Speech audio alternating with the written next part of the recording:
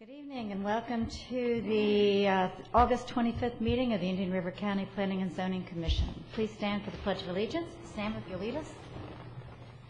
I pledge allegiance to the flag of the United States of America and to the republic for which it stands, one nation, under God, indivisible, with liberty and justice for all. Thank you. First item on the agenda is the approval of the minutes from the May 26th meeting. To approve.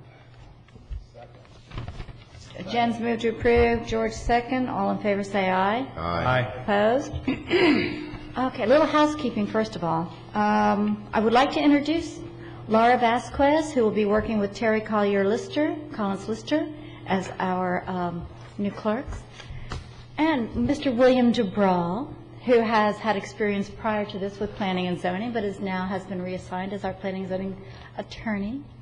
Welcome, Mr. Dubral. Thank you very much. Look forward to working with you. And Carol Johnson from the school board, who we haven't seen for a while because we haven't had any meetings. So it's nice to see you back. It's great. I'm just glad everybody showed up because they knew I was coming. So thank you so much. It's definitely to welcome you. Okay, item number 3, the Shrewsbury non-commercial kennel has been pulled from the agenda. So we go right on to Commissioners' matters. Okay, seeing none, planning matters. Thank you, Ms. Chairman. Just for the record, I'm Stan Boland, County Planning Director.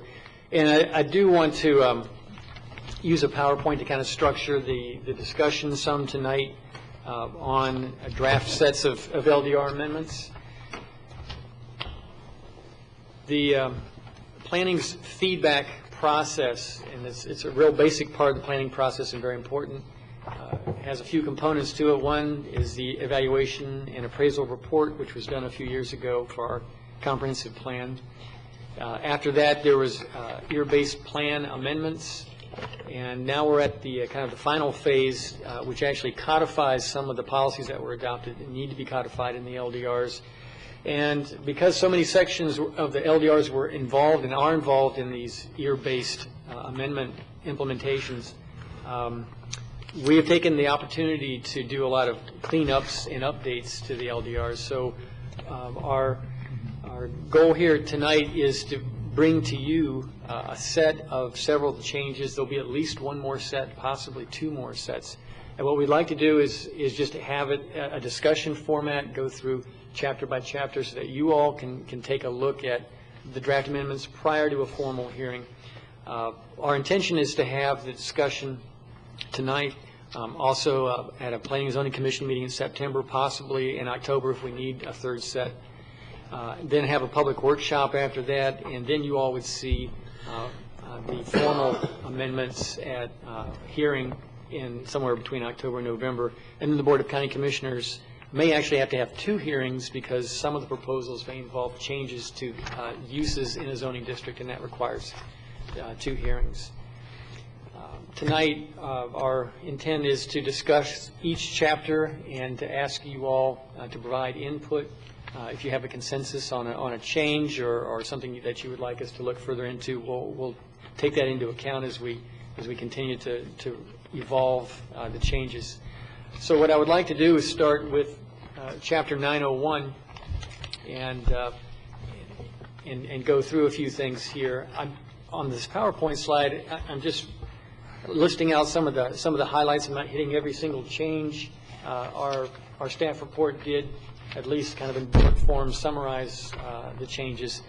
But in this chapter 901, there are 6 definitions that we're changing. Most of them involve clarifications, things that we've run into over the years that needed to clarify existing interpretations and practices. The one that I did want to kind of highlight a little bit here is our definition of hotel motel. We have a definition in the code of hotel motel and a separate definition of motel, and we have lodging facilities as part of a category title, and we have no definition of lodging. So what we've tried to do is kind of combine all those into the one category that is listed in Chapter 911, and the focus is on the length of stay rather than physical design and layout. The length of stay is prominent in the definition of motel. It talks about being rented out, a unit being rented out, daily rates or weekly rates, and that's really been a county policy and kind of interpretation for many years that length of stay is an important component of what separates a lodging type of use from just a residential unit, whether it's single family or multifamily. So that one, I wanted to give a little bit of background on that because it's dealing with two definitions there. And what I'd like to do, Madam Chairman, is just to open it up for any questions in the Chapter 901 changes and look at this chapter right now. Stan, can I ask you a quick question on the hotels? Not that I have no real hang-up with this, but are we saying then 30 days, or it says less than 30 days, so technically 1 month is okay? That's correct. That's the way we would implement it. Does anybody have any further questions on 901? Yes, Mr. Bowling. I'm sorry. I'm ahead of myself. Okay. What do you call it if a winter resident comes and stays for 3 months in a hotel? Can they not? Right. There's no prohibition on that. In other words, they may offer a short-term stay, but their actual length of stay may be longer. Right. So that's not affected at all? No, they would have no effect on it. Okay, then we'll go on to 902. Chapter 902, this is administrative mechanisms. A couple of issues I'd like to hit on. One is appeal procedures, procedural issues. A couple of them we thought needed some clarifications. They're pretty minor procedure-wise, making sure that we have it in there that a de novo hearing is conducted with an appeal. Some of the more I think major changes would be focusing the appeal criteria on the land development regulations and the comprehensive plan. And that's the section of the appeal criteria that I know you all have seen before. If you've been here for an appeal, where there are 4 criteria, you look at what's being appealed. Did the reviewing official make an error in a particular type of topic? And what we have tried to do is focus on what the reviewing official actually has authority to look at, and that is the land development regulations and the comprehensive plan policies. And so the proposal is to focus the criteria on what the official can actually do, and that is apply and interpret the land development regulations and comprehensive plan policies. And so if there's any errors that are made, the errors need to relate to, well, what was the error in the interpretation? What was the error in the application with respect to the LDRs and the comprehensive plan, and to focus on those things. There's also it's kind of a minor clarification, but we think it's important to clarify that appeals of decisions of the technical review committee, it's actually made by the community development director who approves minor site plans. If a minor site plan is appealed, that needs to come to the Planning and Zoning Commission, just like any other appeal of a decision by the community development director. Right now you have to go to about 3 chapters to figure that out. We'd like to clarify it and put it in Chapter 902. So that's just a little summary of the changes, and I'd be glad to try to answer any questions on 902. Does anybody have any questions on 902? I have a question. I have a couple of questions. Good. Letter F on page 2. I was a little confused by it. It says, prior to the appeal hearing, all relevant information regarding the action from which the appeal is taken shall be compiled and transmitted to the Planning and Zoning Commission. Is the intent of that shall be from the applicant or the county? You know, would this exclude any new relevant information from being presented at the hearing? Yeah, actually, what's the intent of this? No, it's a good question. If you look at the top of page 4, that transmittal of the record kind of came in at the very end of the section. It seemed awkward. Transmitting information to the Planning and Zoning Commission seemed to be something that needed to be done before the appeal hearing, so we moved it, and we reworded it to talk about relevant information. And here's the reason we use that term, relevant. We have an entire file of correspondence and application materials and plans and so forth, and rather than try to say that we're going to give you all of it. This isn't from the applicant. This is Correct. relevant stuff from you must be given to us in advance. That's correct. Although we do include items from the applicant, their letter, any reasoning, anything that they want included in the packet, we always give them the opportunity.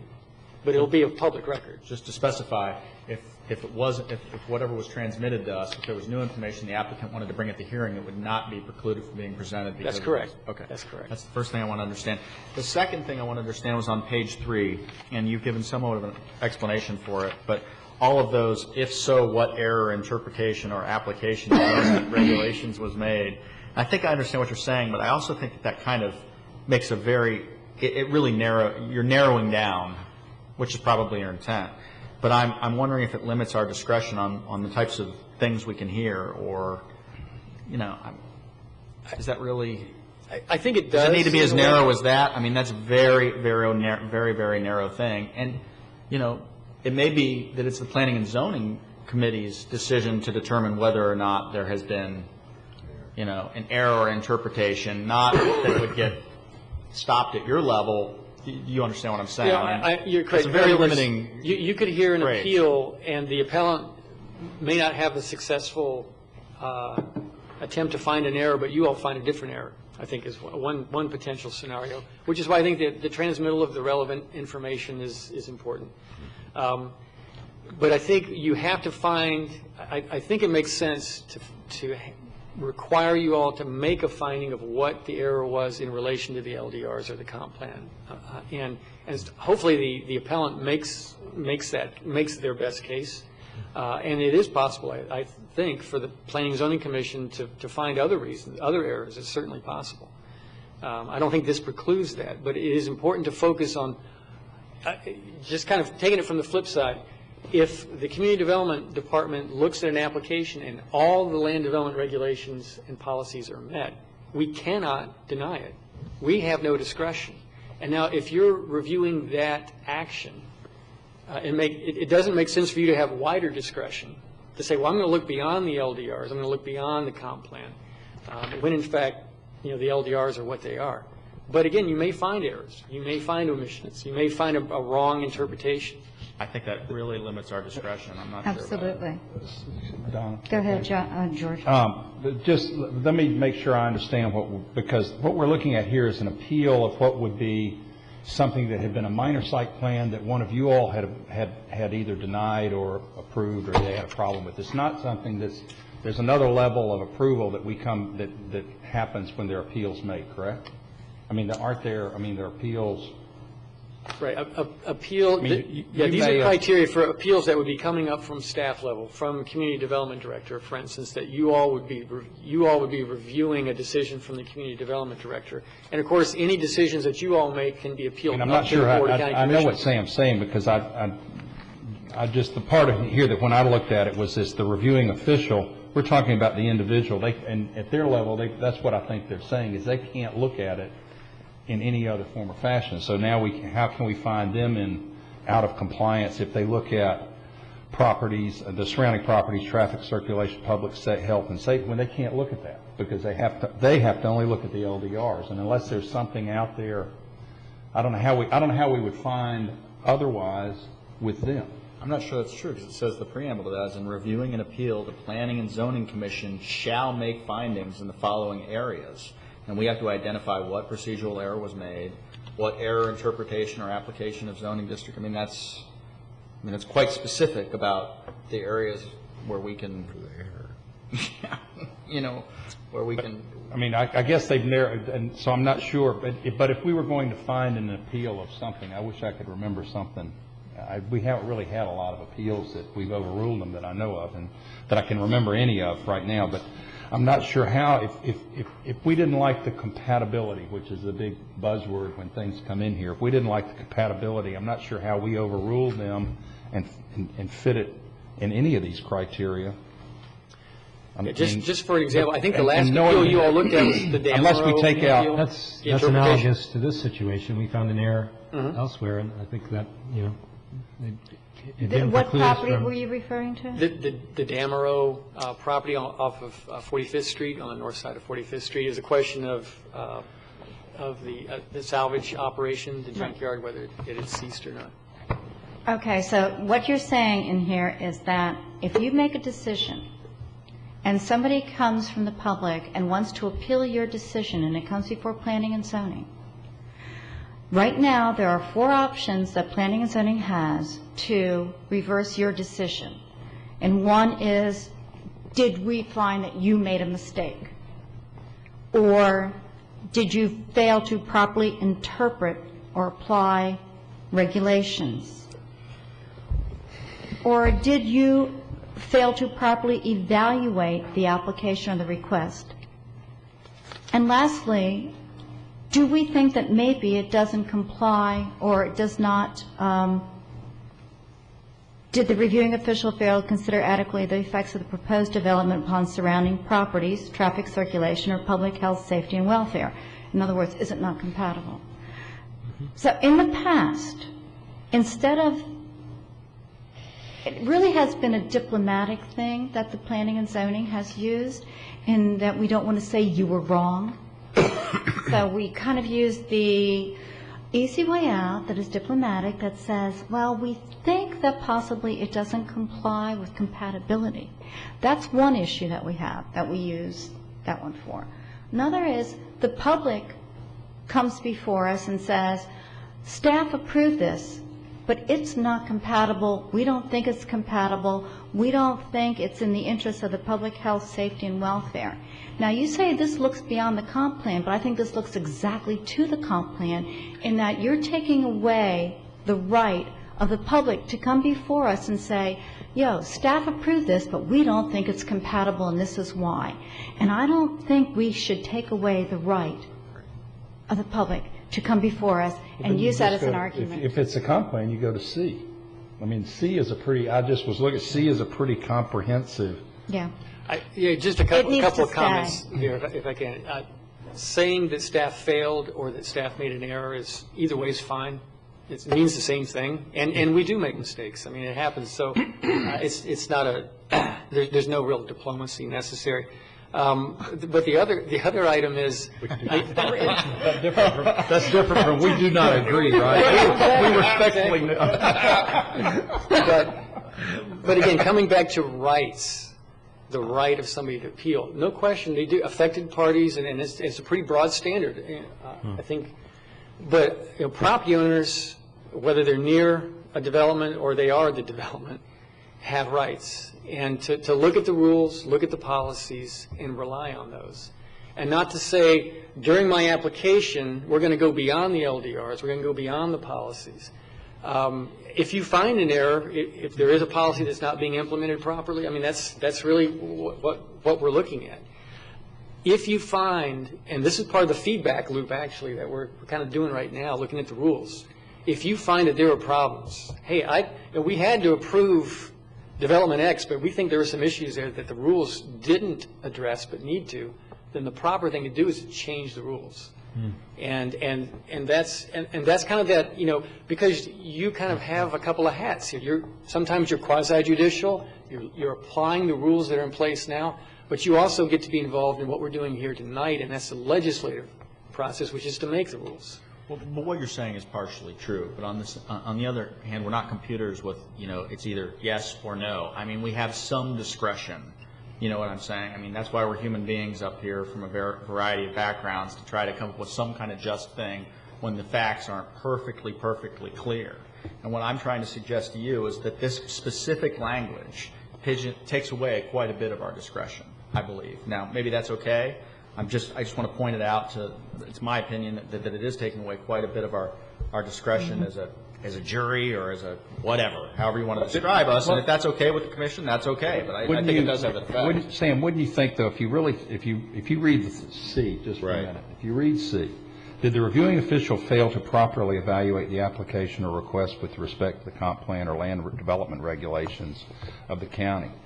Now, what they're saying is, if so, what error was made? But if you take C unto itself without getting specific about the error, that's almost as broad or broader than what you're taking away, isn't it?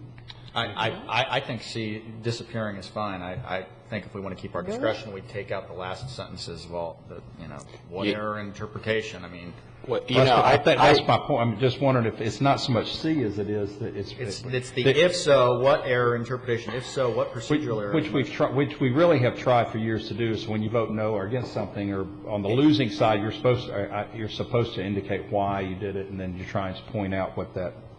Exactly. I don't think this has changed. It takes us a while to find it, but we usually find something. Right. I don't think this changes anything. This goes to the requirement that the reviewing body make findings, and this is just requiring that the findings be made. Every one of these has, did the reviewing official fail? Did he fail?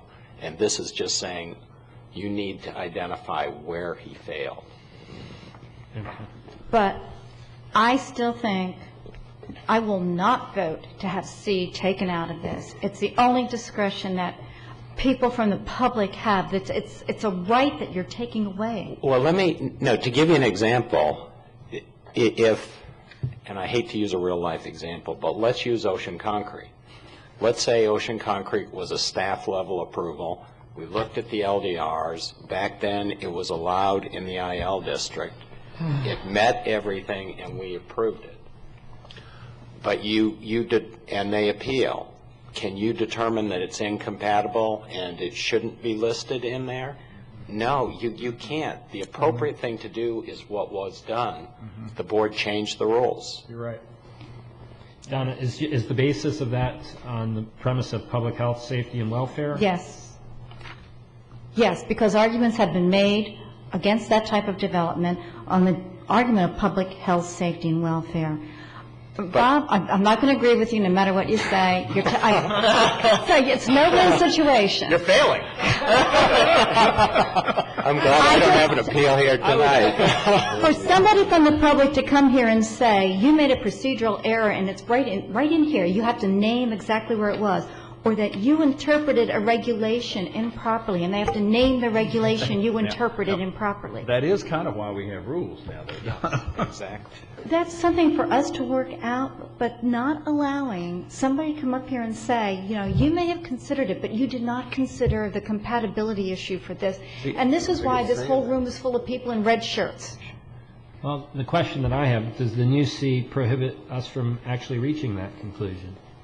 Where does it limit that same premise of that decision? C, I think, is pretty broad. I think it's pretty broad as Yes, well. and that's why I should say.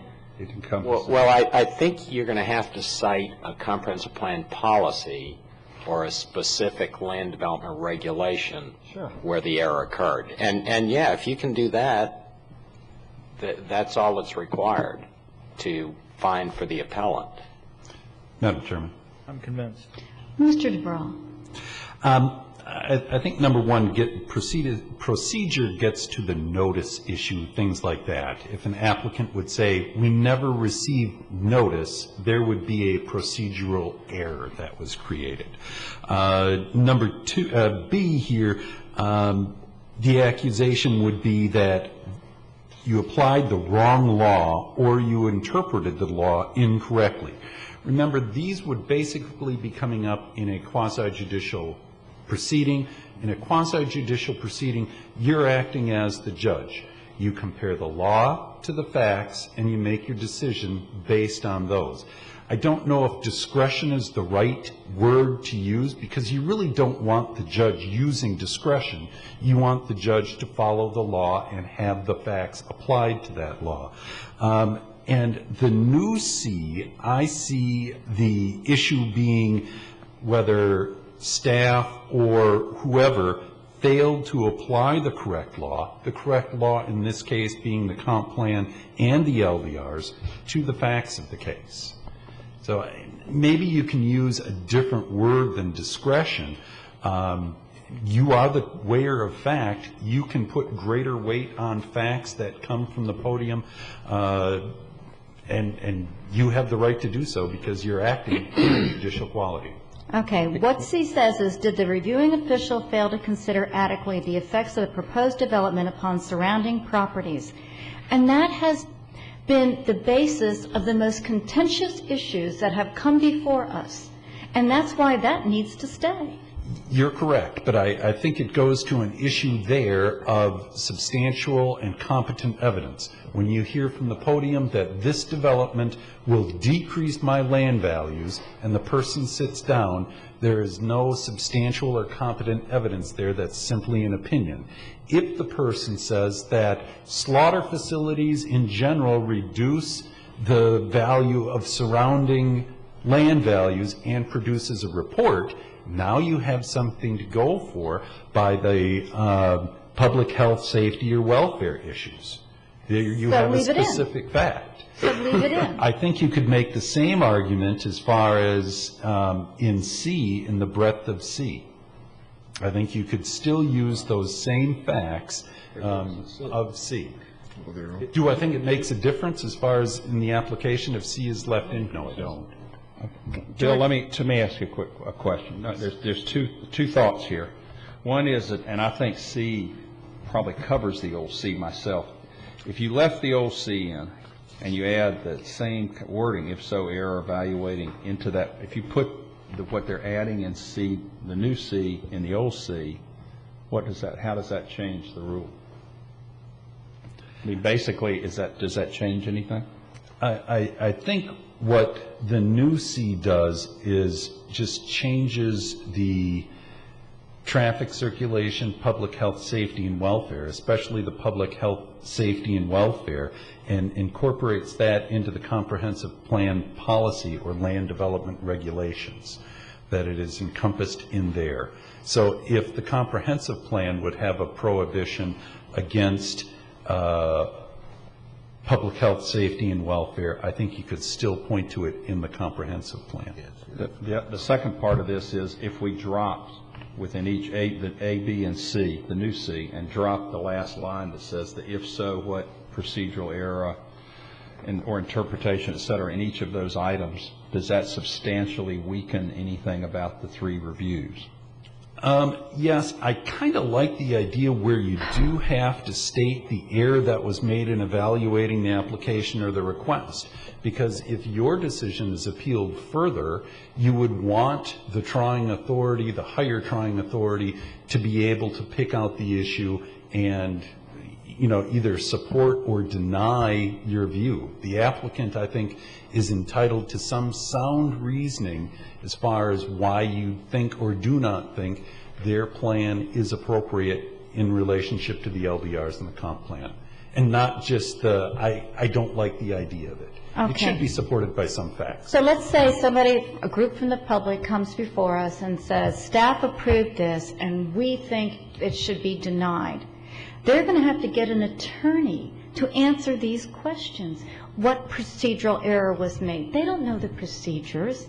What interpretation of a regulation? They don't know the regulations. What about the landowner who just had this approved? I mean, does he not have to have an attorney and prove his right to do this? I mean, just because they don't like it, they're going to say it's not compatible with no substantial evidence? Well, That's not normally what the they're way the here with land an development attorney. rules are supposed to work. But normally they're here with an attorney. Well, then the other people may have to do the same thing. I mean, they should, because technically they're supposed to be arguing with substantial evidence anyway. A lot of times we may err and let them get away with just circumstantial evidence and weaken our opinion, but technically, I mean, they're supposed to have substantial evidence anyway. Okay, is there any way you can take some of the wording from old C and incorporate it into the new C? As far as staff's concerned, I mean, that taking out the old C is probably the most important part of the change, because the LDRs and the comp plan address those issues, and that's how they're addressed. That's the substance of the rules that are out there. They're already in there. Right. Wow. Any further discussion on this? On that issue or one other? Any issue in 902? No, just this issue. Okay. Okay, any further questions on 902? One thing that Sam brought up under F on page 2, prior to the appeal hearing, all relevant information regarding the action from which the appeal is taken shall be compiled. I think we should add in there and compiled and transmitted by staff because as a P&Z commissioner reading this, and he doesn't understand who's supposed to be doing this, then, you know, I think we should probably put in there by staff. I concur. Yeah, we can do that. Because if it can be Sure. interpreted as the applicant, then it Right. could, Right, now that makes sense. it could preclude new evidence being, I mean, you know, it could have a strange interpretation. Sure.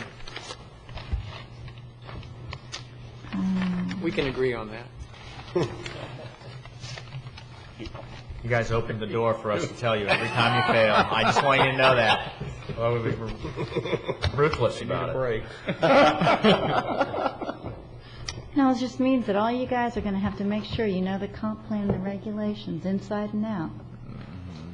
Nothing general, it's going to have to be specific. If we want to reverse this appeal, you're going to have to specify the regulation that they have not complied with. Well, wouldn't we have had to do that to begin with? Yeah. And we found citizens not too shy about, you know, looking over plans with us and going through a lot of the specifics, so it does happen. Okay, Stan, on to 904. 904, nonconformities. Before we leave 902, Stan, do you want to include something in 2C and also in number 5 where you're allowing the commission to modify with 4 affirmative votes? Do you also want to, or do you want to include modification in there? Because you've just got overruling or reversing in those two.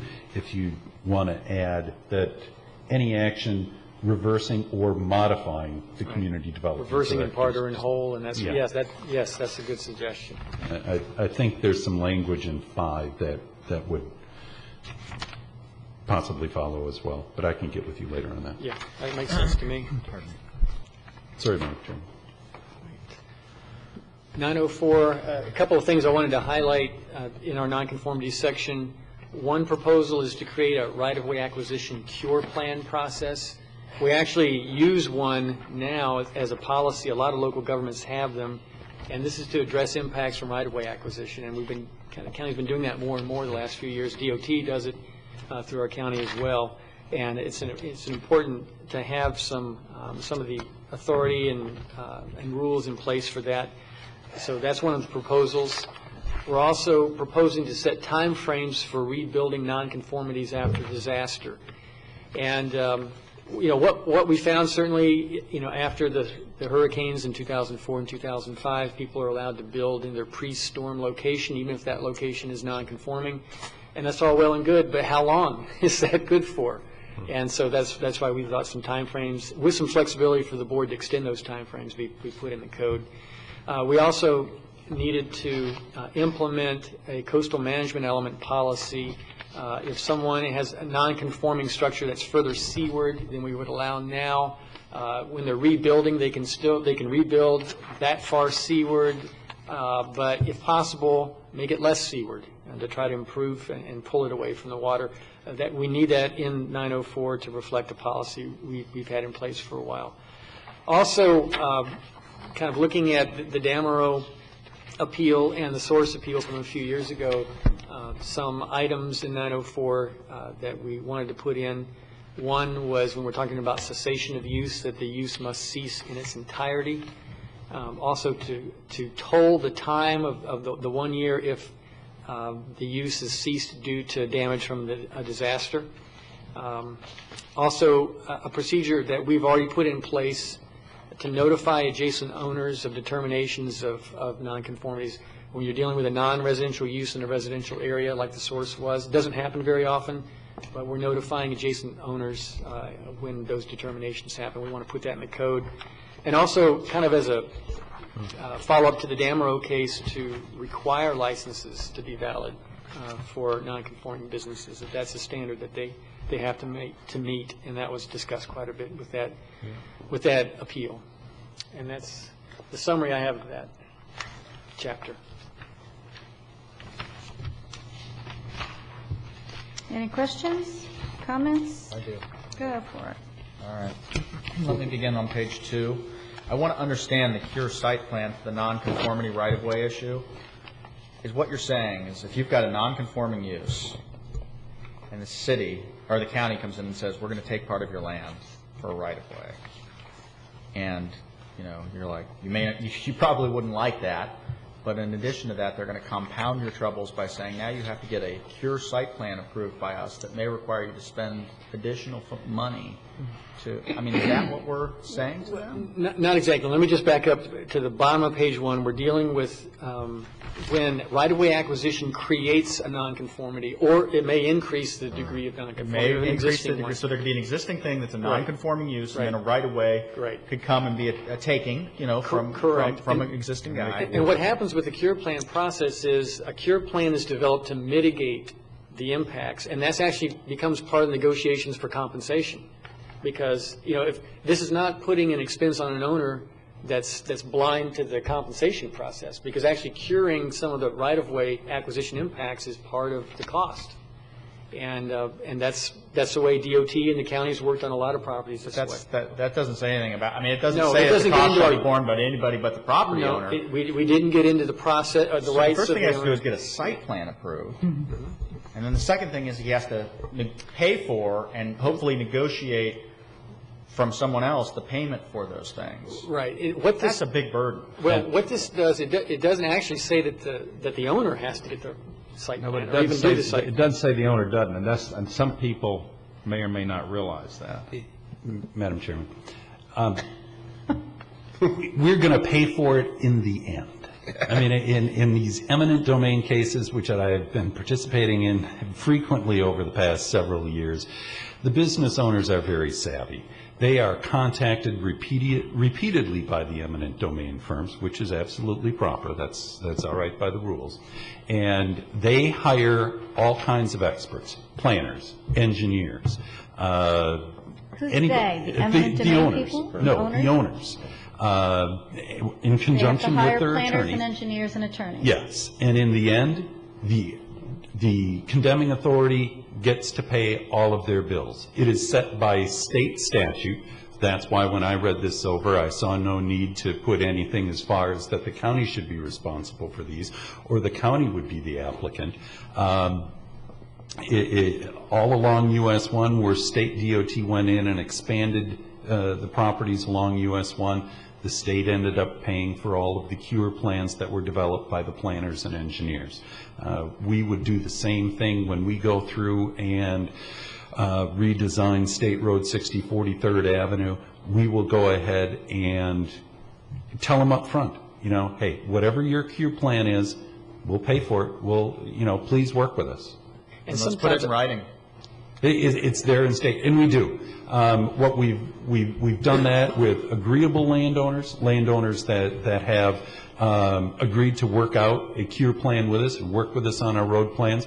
We have also done the other thing where the people that are losing their property to the county have said, look, we're going to hire our own guys, and then we'll come to you with our plan. We don't care what you're thinking of. Give us your road plans. We'll cure our own properties. Now, let me just say, I think we could reference, if it would make you feel more comfortable, some of the right-of-way statutes or so forth, but this actually gives protection to the property owner because it codifies the authority of the county to allow a nonconformity to be created. So it actually gives a protection in the code, I think, to the property owner. And just back to the site plan, who does it? Sometimes the county has a consultant that does it, but sometimes property owners say, we want our own engineers because, as long as you're going to come through here and do the road, we're going to do a redevelopment plan. So we want to go ahead and have our own guys do it, but the county will wind up paying for it. Would it be improper to put something in here to the effect that said it is not the intention of this, that it would create an additional, an unreimbursed expense to the property owner above and beyond, something like that, because it doesn't say that. And I understand what you're explaining to me is it's the custom and they're protected by other ordinances and things like that. But boy, it's sure not in this. It's not the custom. What we have to do before we even get to this stage, we have to send each landowner and each tenant a packet telling them that we're going to come in and take their property, that they have the right to hire an attorney, that they have the right to hire experts, and that the county has to pay for all of those costs. So, this is an important thing in here. I'm glad Stan included it because right after the business owner says, you're going to take my business, part of my property on my business, the next question they're going to say is, can I still run my business? And so this sort of cure plan in here, I think, is a very important codification to ease the business owner's mind. Perhaps we could put an intent, so I can get with Bill, maybe we put in some kind I of got to tell you, as a intent business thing. owner, it would not ease my mind for the government to come and say, I'm taking your land, and oh, by the way, now you get to do a whole new site plan, and there are going to be new costs required for you to build, to modify the sidewalk and the landscape buffers and everything else. But don't worry about it. In the negotiations with us, you'll probably get washed out in the end. I mean, that would not ease my mind. It's like, I'm the government, I'm here to help you or something. Right. We need to say something here that,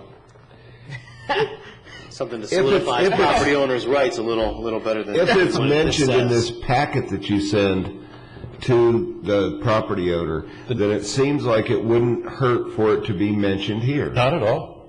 I mean, it's a notice of rights pursuant to chapters 73 and 74 of Florida statutes. If you want to add something that would say, that the county would pay for any site plan or, however. There you go. Yeah, I think we can get with Bill and add that. Now you're going down the right road. That'd make me feel a little bit better. Even if you only say may, just something that says that they, Right. I don't like the word may in this case if I'm paying for an engineer, an attorney, and an architect. I want them I wanted to see the word will. Again, this is a good thing for the property owner. This tells the, I understand that part is codifies. good, and I understand what the attorney's telling me, but I want it clear in here that the intention of this is not to create an additional financial burden on the property owner. Right.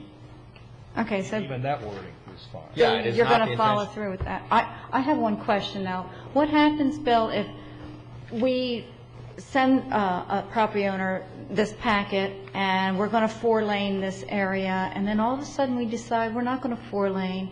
He's gone through the expense of an engineer, an architect, and an attorney, and we decide not to go through with it. Does he have protection for that too? Will we Yes. pay for that? Yes, Where does that say? Where is that said? in the notice to owner. Okay. All right.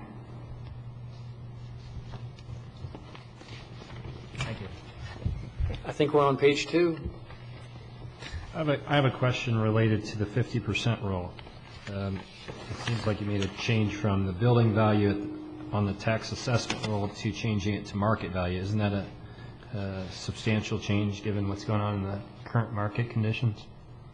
Well, it's kind of hard to say. Certainly market values are kind of difficult to ascertain at this point in time. But the tax assessed values I still think are traditionally still low compared to market value.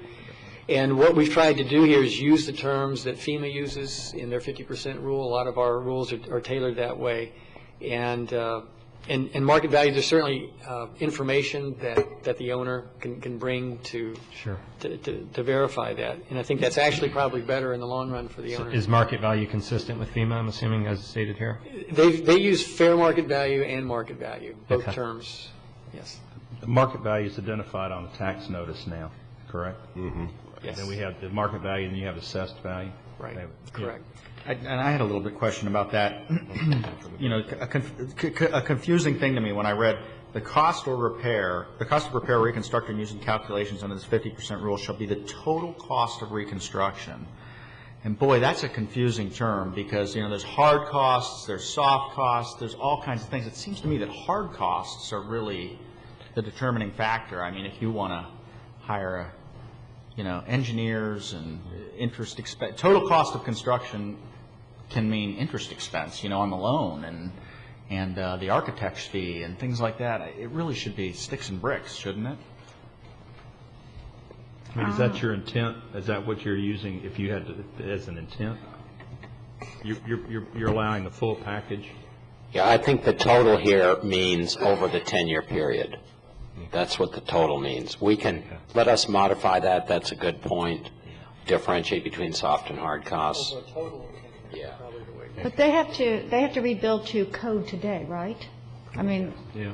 so the cost of an architect would be included, especially if you have piers and pilings and things of that sort. I'm not saying that it wouldn't be, that you wouldn't have to expend that money. I'm saying in terms of how we're going to calculate a reconstruction, I think only hard costs should fairly count against.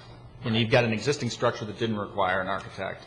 You shouldn't throw the architecture cost into replacing what you had just because you have to bring it up to code, is what I'm suggesting. That's what makes sense to me anyway. I think we can work on both those points. I also mentioned to staff that the question of the market value versus the reconstruction. It says that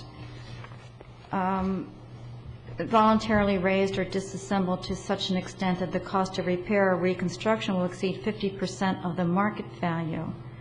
The cost of repair or construction used in the calculation under the 50% rule should be the total cost of reconstruction. So you're basing this on 50% of the market value, not 50% of the cost to rebuild. I mean, the total cost of reconstruction. If the house would cost $100,000 to rebuild, but the market value is $200,000, you're still using 50% of the $200,000. Nothing to do with the reconstruction. Okay. Correct. All right. This is really intended to stop a nonconformity. Yeah. I mean, they're actually erring. If you can, by erring in higher costs, 50%. Yes. They're actually erring to the extent if someone wants to keep something, they're erring on the conservative side. If you drop the number down lower, they will raise the building or stop the nonconformity sooner. Right. Yeah. If you understand. This Yes. is not, this is how we take them out, not letting them live. Yeah. This way. You want to make it But if way. but if that sounds scary, I will mention that when we were on the vision committee of the city of Vero Beach, we were concerned that all of downtown Beachside was non-conforming. It couldn't be done, and if a big hurricane came and it all got blown down, under the existing code, you could never rebuild Ocean Drive. So you kind of want to. So you want to err that way. That's You want to err towards with the extra cost Bingo. involved because it makes the 50% higher, not lower. Yeah. If it's totally destroyed, then hey, Yeah. It's making it easier to be allowed if that's down the road. That building that can't with the code. Okay, any further discussion on 904?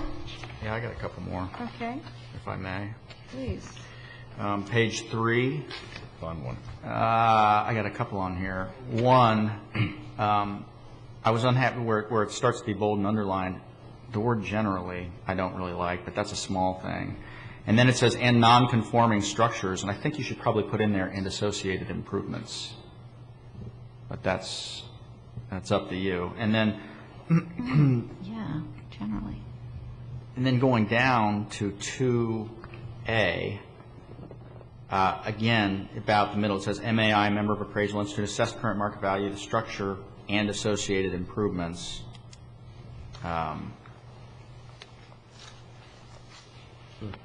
Shall be relocated. And then when it talks about landward of the pre-disaster location, I had a question about here. Can you take What if it's just 1 foot off? Are we moving the whole structure? Is there a... When possible.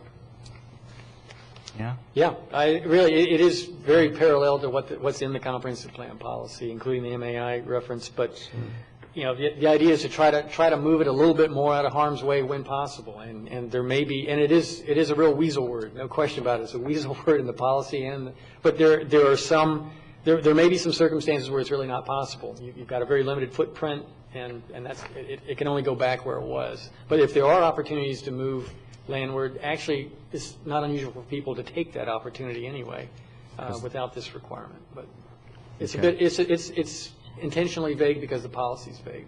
Okay. And then, I don't know how you feel about associated improvements, but then, of course, the big one here is where a non-conforming use is required, the second to last paragraph, where you're talking about local, state, or federal license. And I am very sympathetic to your desire to have an objective, we need to have an objective thing about what it means to be, not in business. But, I consider myself to be a very conscientious business owner, and I think I have all of my local, state, and federal licenses, but goodness gracious, guys, who knows? I think I just read somewhere that the Indian River County Attorneys Association was missing a license. They had forgotten to file it for a year or something like that. And these are the attorneys in town, the Indian River County Bar Association. So I'm not sure that's the standard that I am most comfortable with. I almost want to say, can you go back and find another one Because that's one of those gotcha things. I could see a guy, you know, having a state and federal license, but maybe was unaware of the local one or vice versa, and that's just really a gotcha thing. I'm not happy with that one. Is there something else? Could we find some other standard? Can we find another standard for removing non-conforming uses? Maybe the problem is the 1 year thing. Maybe we just can't define that. I don't know. Sam, does the word may change that? I mean, it may include those, but it doesn't have to include those. So that we have some discretion to determine ourselves? May is already there. They don't want us to- Evidence supporting a continuous period of use may include, but is not limited to. But the preceding paragraph, I think, is... I think that's a conclusive That's the one. statement. If they're missing a license Right. at the local, state, or federal, I mean, they could have 2 of the 3, Right. and, you know, we're going to, I don't know. That's the heavy hand of government, man. No, you know? and listen, this obviously was discussed, I think, twice probably on the Dameron appeal about the, you know, the licenses for, to even be in that business, you know, that were state licenses. And how could you be, Yeah. so that's what we're trying to address there.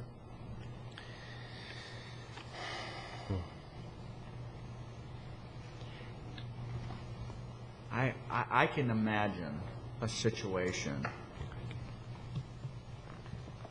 Let me ask you this.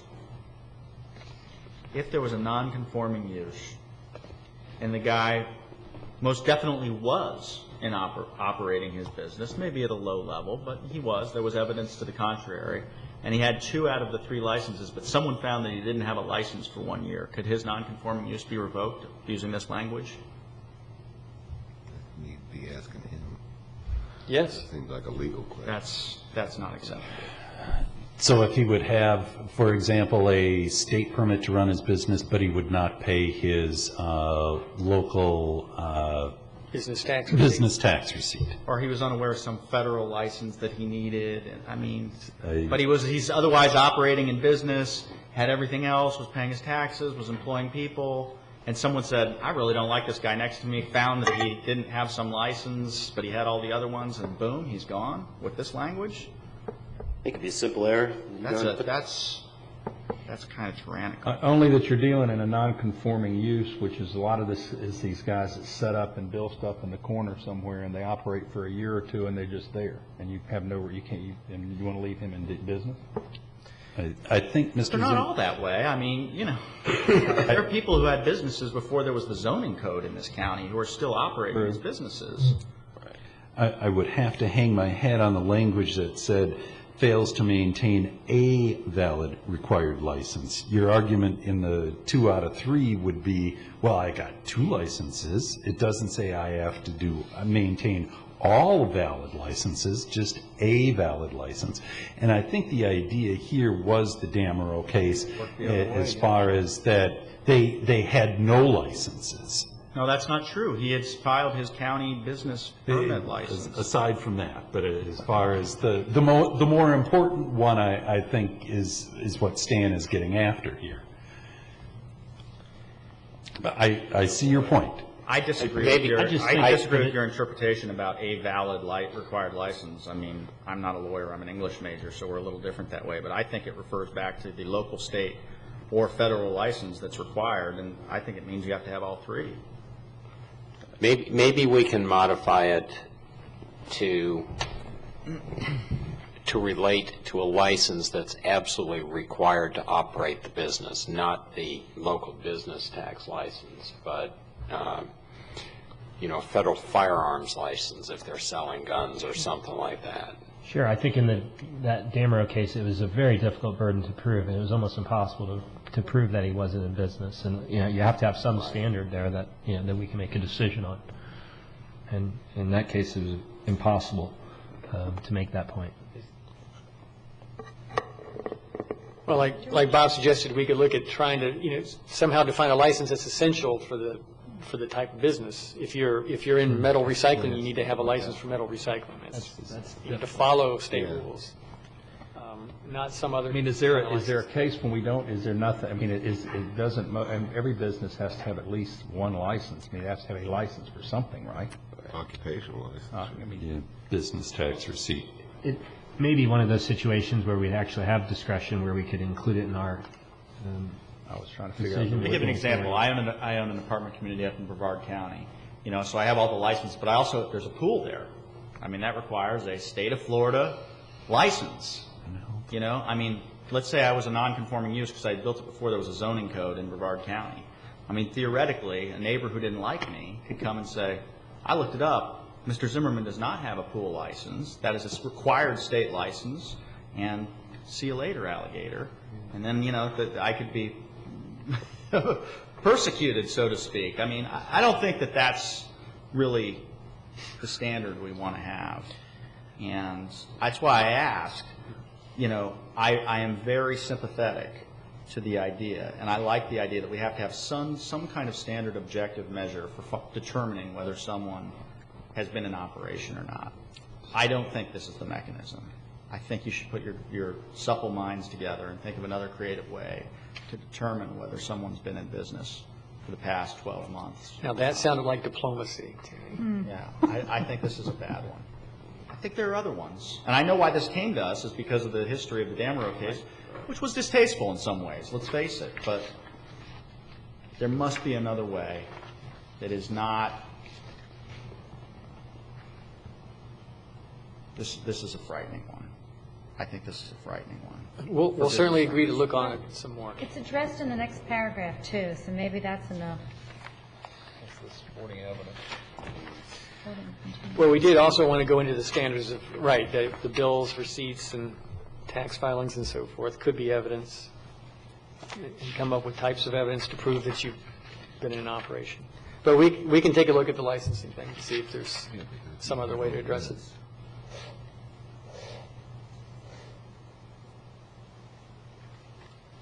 I mean, is it enough just to have the second paragraph? Evidence supporting a continuous period of use may include, but is not limited to, copies of required local, state, or federal licenses?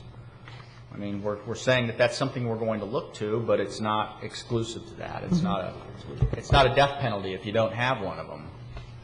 Yeah, I think you're giving an advantage to the property owner in taking away something that the county can use to prove a cessation. But on the other hand, You're saying that the property owner could use having a license as evidence that he was there, but we can't use not having a license as evidence that he ceased his business. But on the other hand, too, you can have a possibility where the state comes up with a new license for a particular type of business, and that business owner isn't even aware of it at that point, and then he's brought before us, and he doesn't have that particular license, and we could automatically have to shut the door on the guy. And we don't want to have that automatic mechanism in there. We need some kind of discretion. Right, and that's what we're going to look at. Thank you.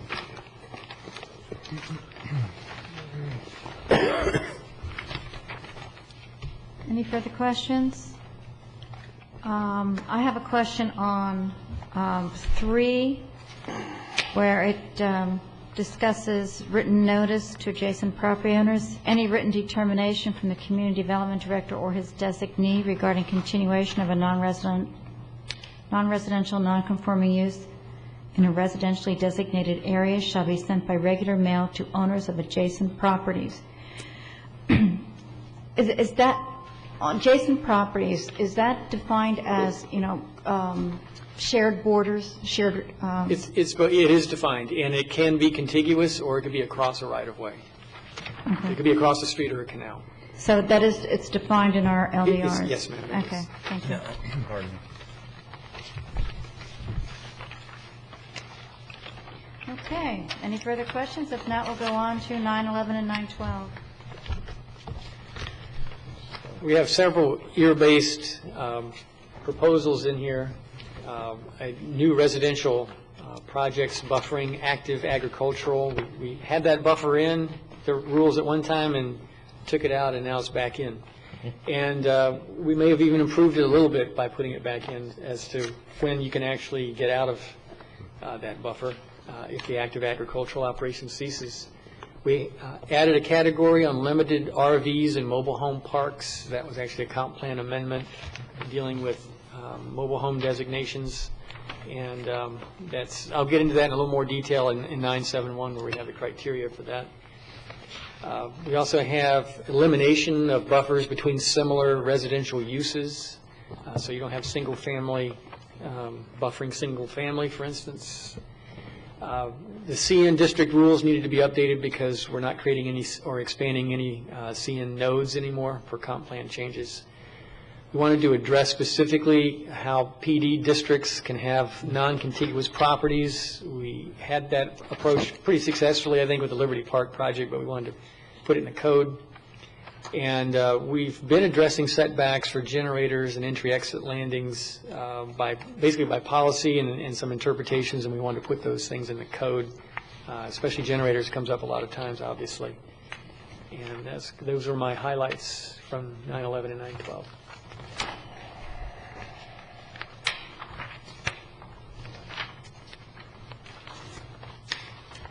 Okay, who wants to start first?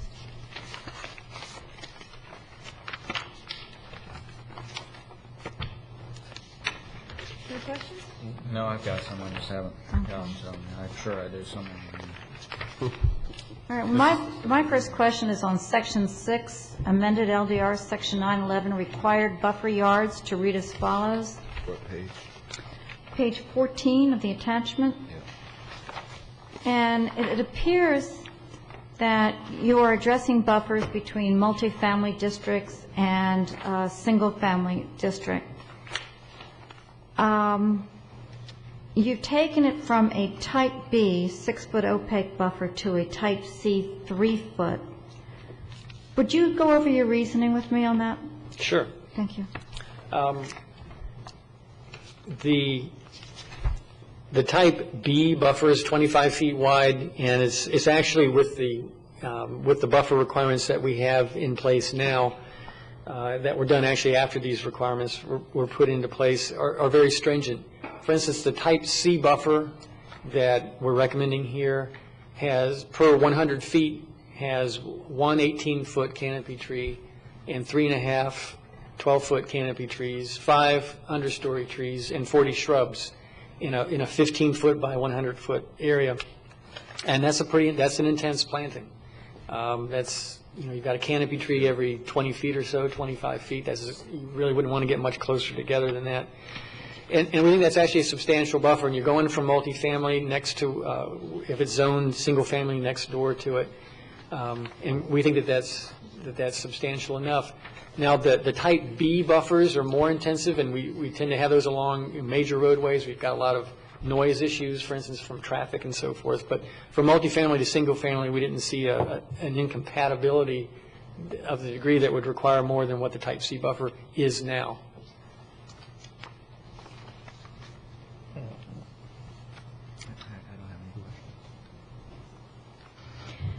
Well, okay, I disagree with that one. Anybody else have any questions or discussion on this section? A similar question on page 32 on the screening enclosures and patios. It's dropping from 10 to 5 feet. What's the rationale for that?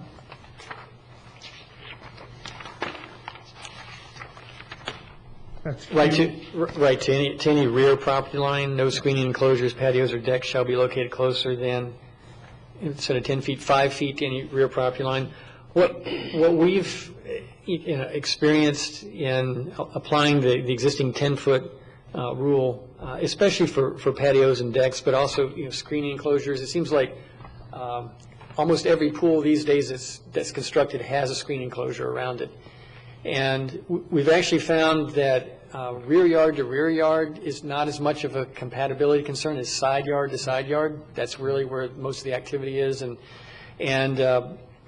we just feel that over the years of practice that giving a property owner a little more room to work with in the rear yard for these kinds of structures, it's not people out there all the time, but that it's a benefit to property owners to allow that.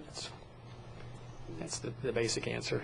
And I would agree with you about that, Stan, because I've built many homes in Indian River County, and sometimes people couldn't even put a pool in their backyard because of that standard. So I think it's a good idea that you change it.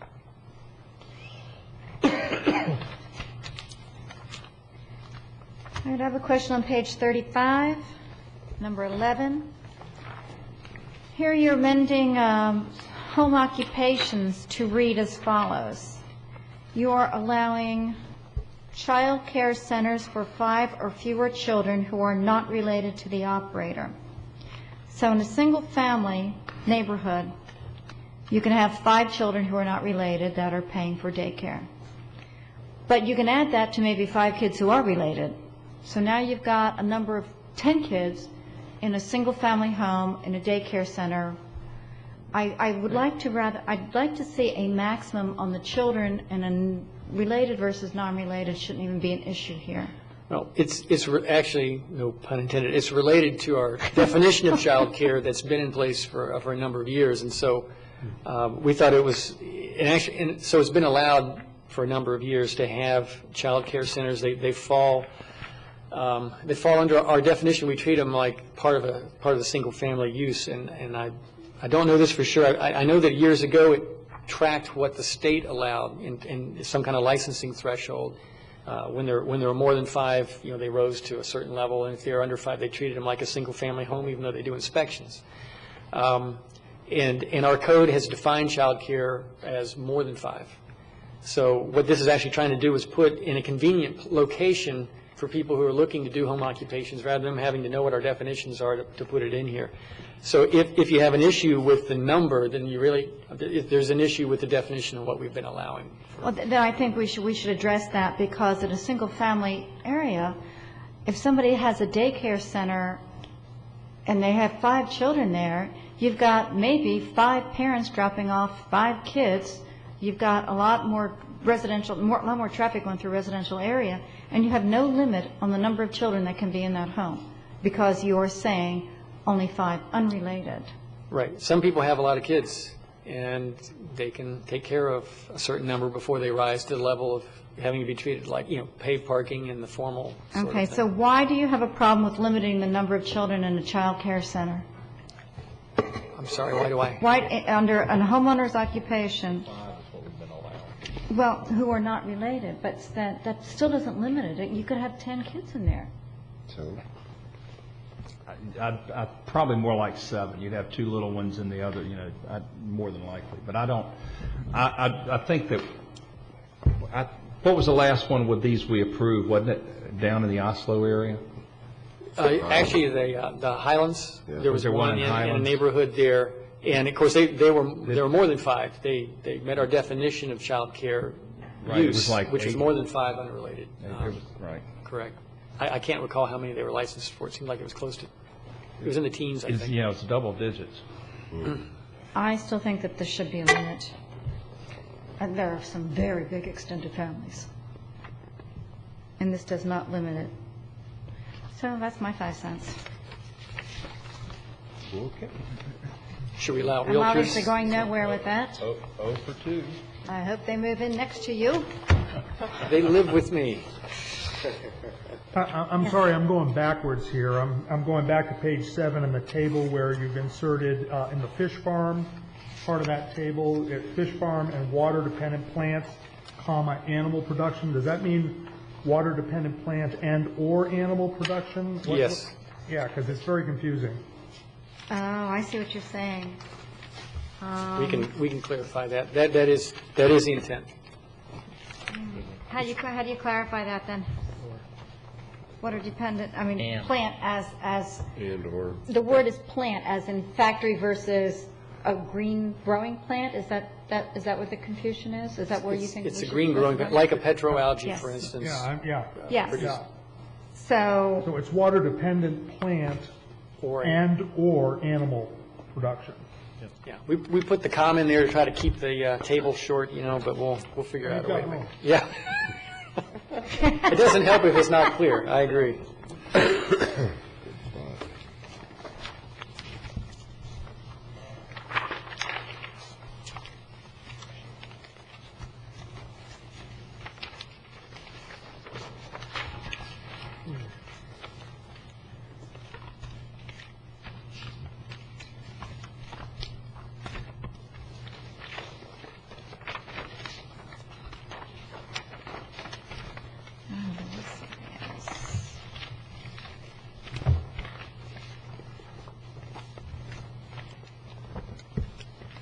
You came up with a number of floor area ratio numbers. How were they determined? What was your rationale basis for that? Yeah, good question. We've had them in the comprehensive plan for a number of years, and what we looked at in coming up with them for the different types of uses there is looked at parking and stormwater requirements, and what, if you were looking at our maximum building coverage, lot coverage, and you kind of backed into it, and then we kind of added in a little bit of safety into the FAR to make sure that the FAR would not overstep the bounds and become the limiting factor.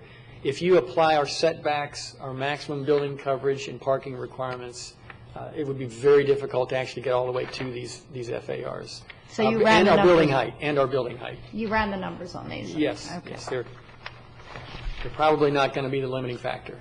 I don't think we've ever run into it as a limiting factor, except for hotels is probably the closest thing. If you had really tiny units that you could run into this with.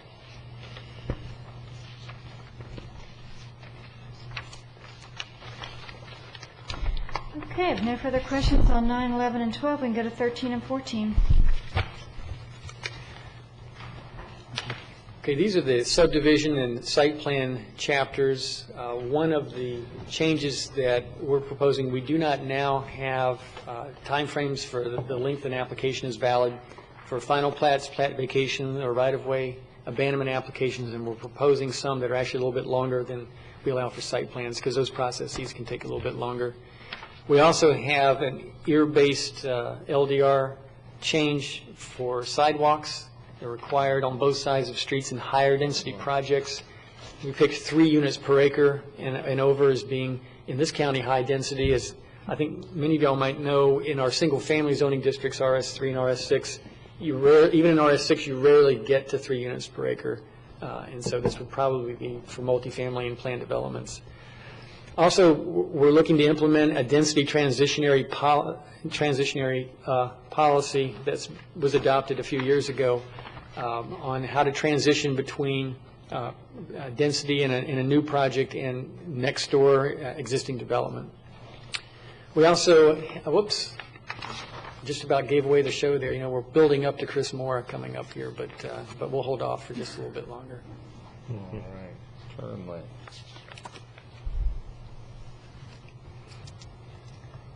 So I'll be glad to answer any questions on 913 and 914.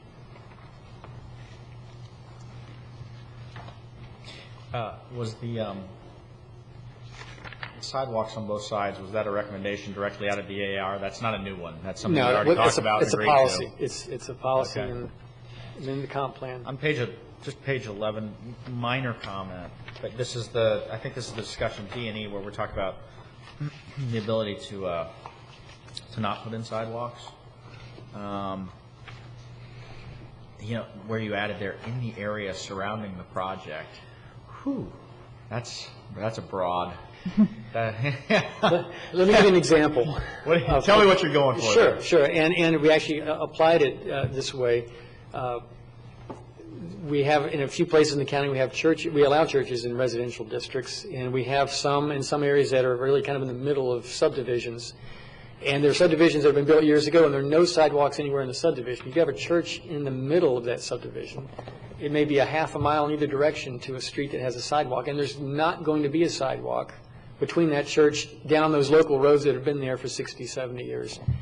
So to put a sidewalk segment in front of that church wouldn't serve any purpose, because there's never going to be, in reality, a sidewalk that's going to go from the church through that old neighborhood down to the major roadway. And that's the type of situation that's intended to allow an exemption. But you've taken out the word plan. So when you're talking about a future sidewalk system, what does that mean? Does that mean it has to be written down somewhere that there's going to be a sidewalk system there someday, or? Right. I think planned would probably just narrow it down to what, maybe what the county's planning to do. You look at the sidewalk bikeway plan, and actually along local roadways, we don't even get to that capital improvement sort of level. So when we say future, if it were undeveloped property, we would say, well, yeah, in the future, whether the county plans it or not, there might be one. So that's why we wanted to go. Code requires it. Right. Yeah. That's why we went more generic. I'm good. Thank you. My next comment is, the page 14. density transition area. Was this something, I do not recall this from the EAR. Is this something you guys just up new? No, we didn't put it in. This was before the EAR. I'm trying to think maybe 4, 5, 6 years ago even, that this policy's been in effect, and a lot of cases it's applied to, and we applied anyway to PDs, and we're looking at, to kind of transition, you cluster development and you have green belts and so forth. But it is a policy, it's in the comp plan. Is it an it's not an LDR, it's a policy. It's a policy, and in your backup on page 5 of the report up at the top, we quote the policy 1.48. And so we've if it's policy, we feel we've got to put it in the code and try to, and actually put an option in there for buffering, because you're actually creating a green space that has zero density if you put it in. I mean, this is it's hard for me to, let's say he bought a piece of land next to me, and we both had not developed our property, and it was zoned 6 units to the acre. And the next year he decided, for whatever reason, that he wanted to develop his, and I paid for 6 units to the acre. That's how land is priced.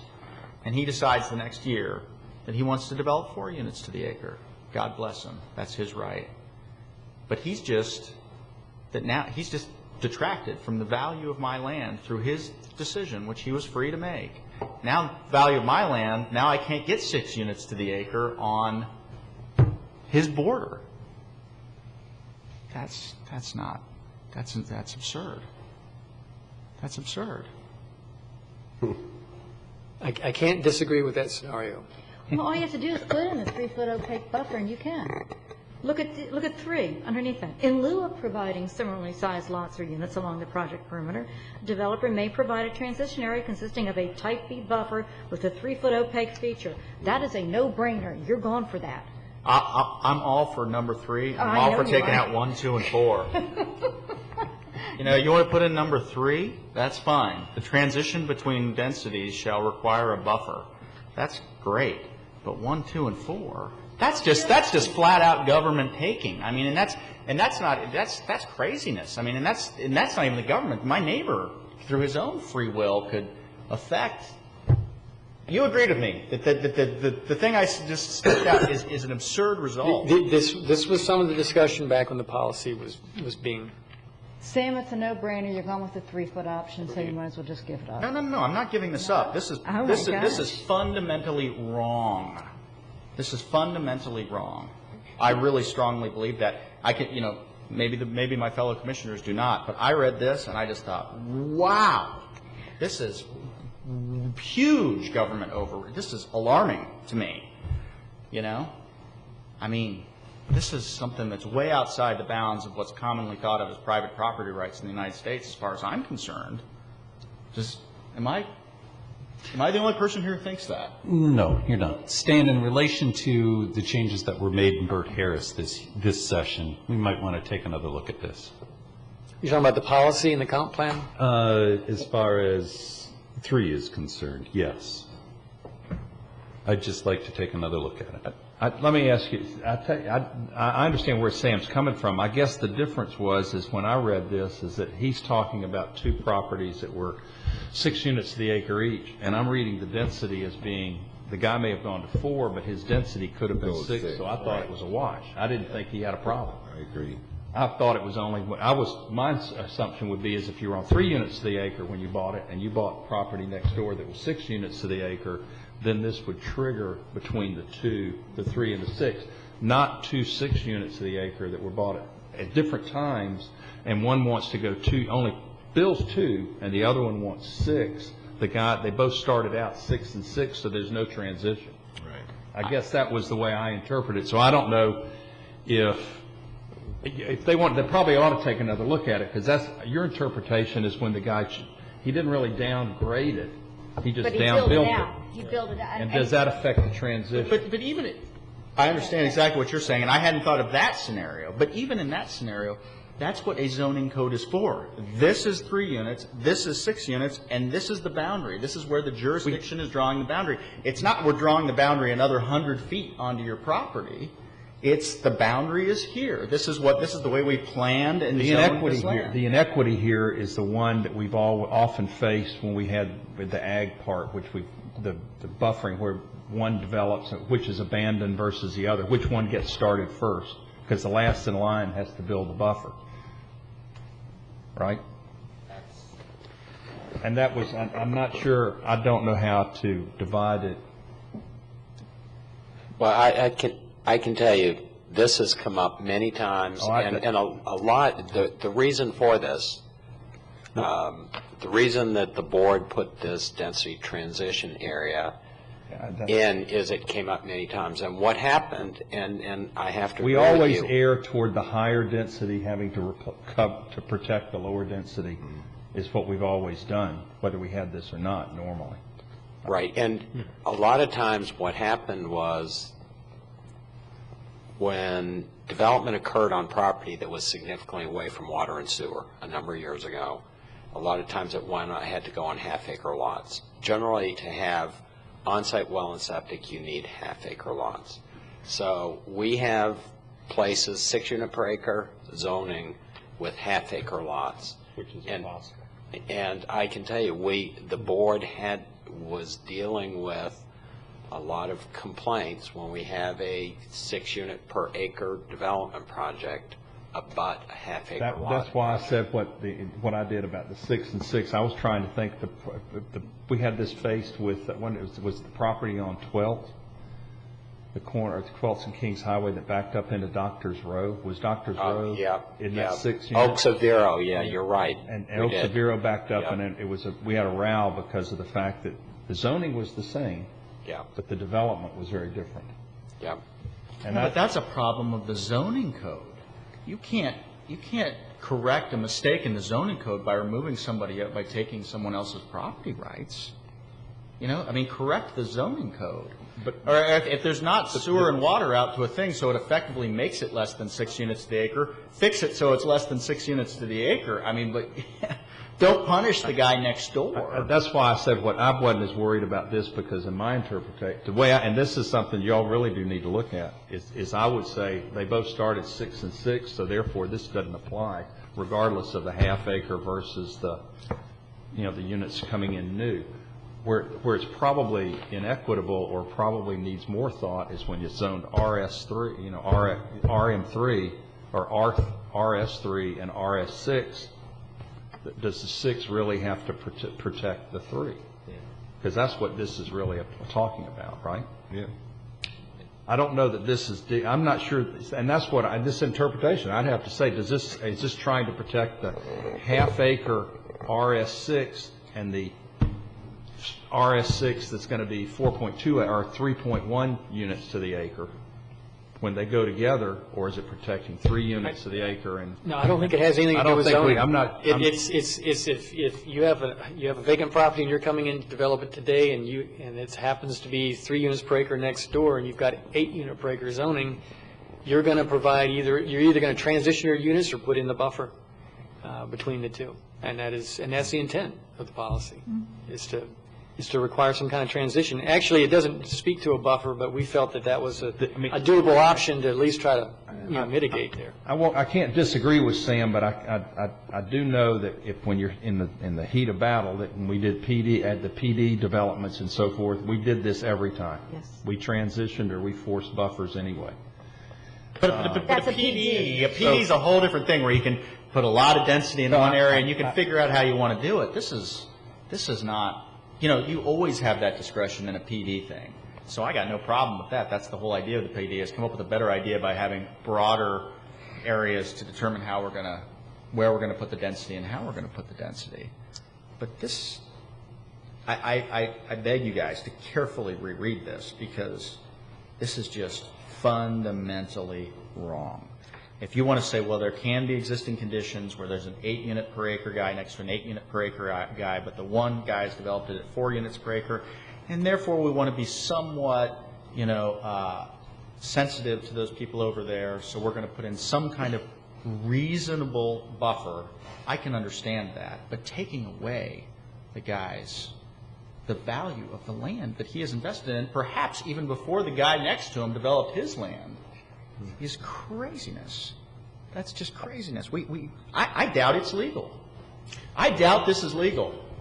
I'll bet this isn't legal. I think that's probably why Bill wants to look at it. I'm looking at it from the standpoint of playing what if you would have an RM6 or RS3 that would be abutting, say, ag property, currently zoned ag, well, then it wouldn't, huh? You got an ag buffer that goes in first. You'd have your ag buffer. In existing code, if I'm going to put a multifamily subdivision next to a existing single-family subdivision that's built out, I'm going to have to put a buffer in, aren't I? Correct. So do we even need that as far as the transition area? I think we need to make sure, what we've just done is, with the comp plans, we've done away with buffering-like uses. But we have this density transition policy as well. So we have to look at not just the use, but the density of the use. As long as this policy 1.48 is in the comp plan, we need to implement it. And if there are different ways or better ways to try to give more options, we thought just coming up with a buffer option was a pretty novel stretch, because within that buffer you have zero density. So you're kind of trying to come up with at least a narrow part of the new project that transitions the density.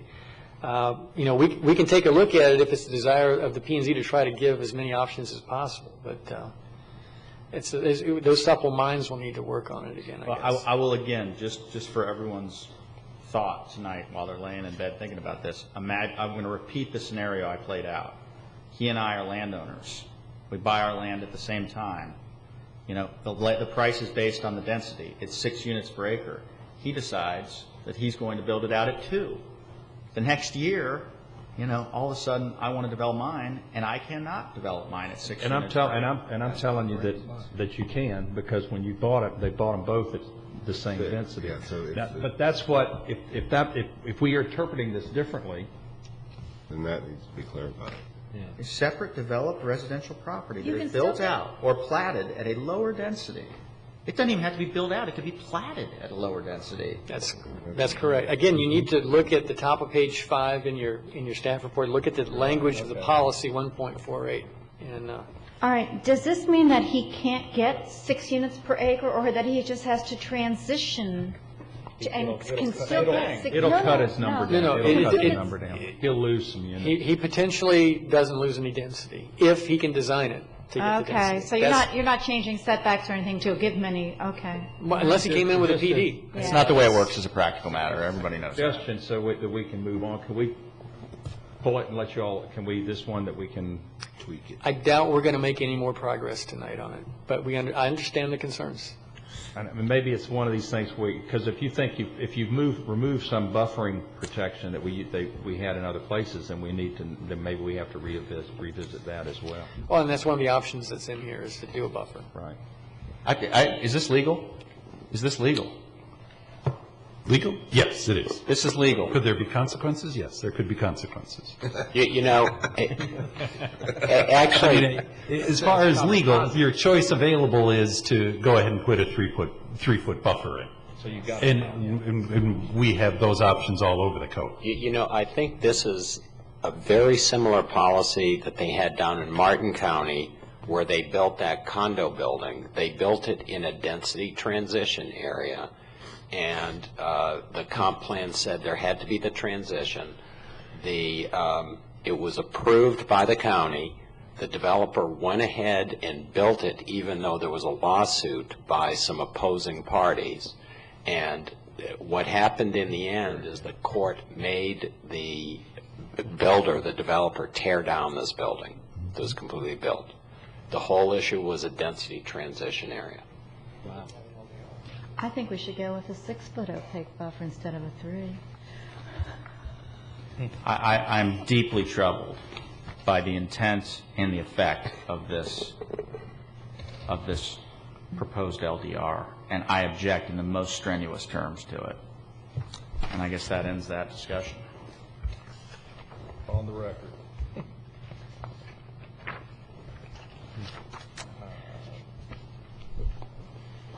What's next? All right, well, I have a question on page 15. And this basically says that if somebody comes in and they want an extension on their site plan, they've got a site plan for 2 years, now they want to get an extension for another year.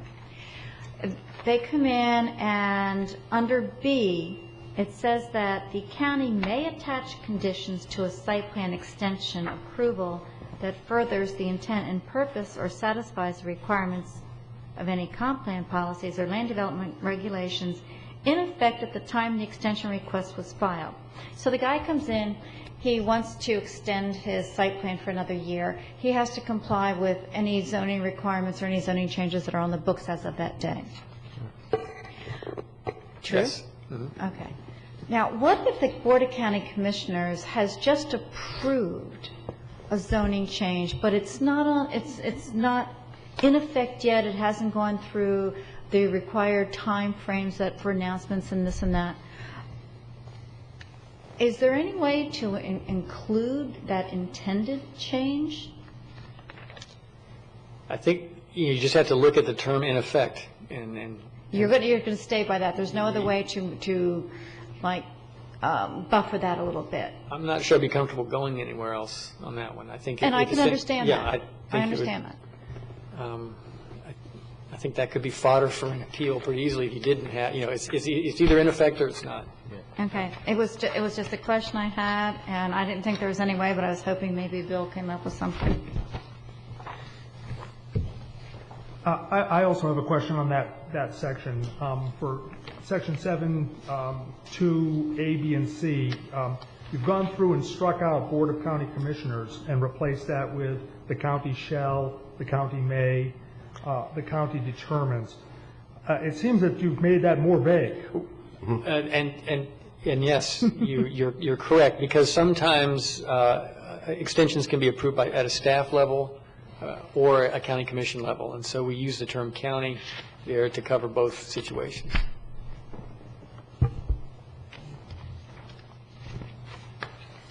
I am impressed with how closely everybody's reading these things. This is good. Might make the adoption hearings go quicker. I know y'all were betting we wouldn't. No. Between all of you? Yeah. I'm waiting on Chris. Get back to the type B traffic.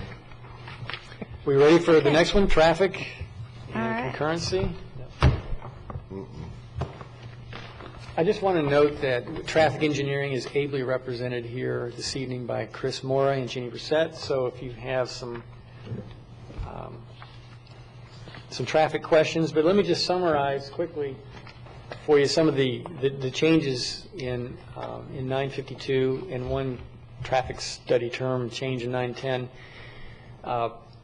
Most of the changes deal with updates for the McMahon recommendations. That was a study that was actually approved by the Board of County Commissioners, and you all were involved, or the P&Z, I should say, was involved in some workshops. And that's actually current policies, adopted policy and practice, and some of the issues some of the changes that are due to the McMahon recommendations in the draft deals with the area of influence and intersection analyses. We're also proposing to delete trip generation and new trip tables from the code and just refer to ITE. That way when the Institute of Traffic Engineers manual changes trip rates, we don't have to change the code. We don't have a table that's out of date like we have now.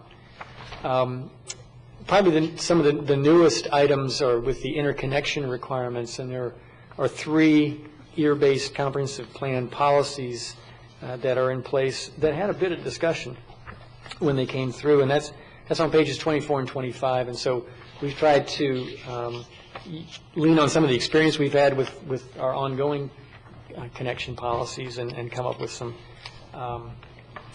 requirements and options there. And then there's a minor update to a term in Chapter 910, and I'd be glad to try to answer any questions you might have or allow traffic engineering to answer any questions that you might have. I guess number 12 on page 8. I know you guys said that a lot of the new changes came from the McMahon report, and also you had a Duncan report done. And both those reports, I believe that they said, instead of at the very bottom where it says within an 8-mile radius of the project, think those reports both said a 2-mile radius. And I checked with St. Lucie County and Brevard County, and their codes both agree to a 2-mile radius. And I believe it was the Duncan report that made the comment that the reason why they believe it should be a 2-mile radius and not a larger one is that it will somehow, dilute the data. Because once you get 2 miles away from any particular project, you could be anywhere. You could be on I-95 going to Melbourne or going to Lauderdale. You could be on A1A or you could be on Route 60 traveling to another place. And I guess the idea is the more concise the information, the better off you are. Also, I believe that we have 3 districts in Indian River County. What happens when this 8-mile umbrella covers 2 districts? Now, those impact fees are going to make sure that they're going to directly go to where the impact is, or you're going to have that gray area where the other district might get the money and indirectly something else gets taken care of somewhere else. And of course, taxpayers do have that issue that growth doesn't pay for itself. And this could be definitely an area where growth might not pay for itself. You might actually have something in that gray area, maybe something that's you're doing in District 1, but the 8-mile radius umbrellas onto District 2, and you maybe use some of those impact fees for District 2 instead. I mean, there's a lot of possibilities. Well, let's kind of break down your comments into 2. One is, and again, we'll just kind of look at page 8 toward the top there. The 8-mile radius is the maximum.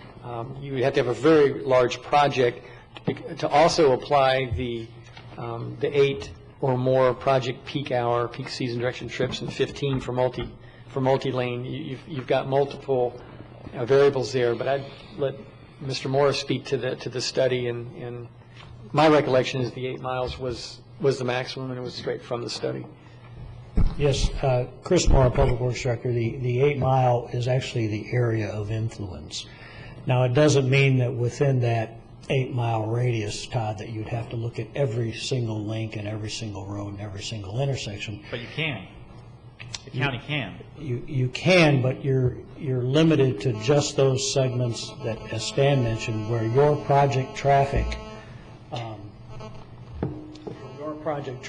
is 8 trips or more peak hour on a 2-lane road, or 15 trips or more on a multi-lane road. So if your project traffic has just 2 peak hour trips on a road that's 7 miles out, you don't have to look at it. It's just we had to have an area that within that you would have to look at all of the links and see if your traffic was significant.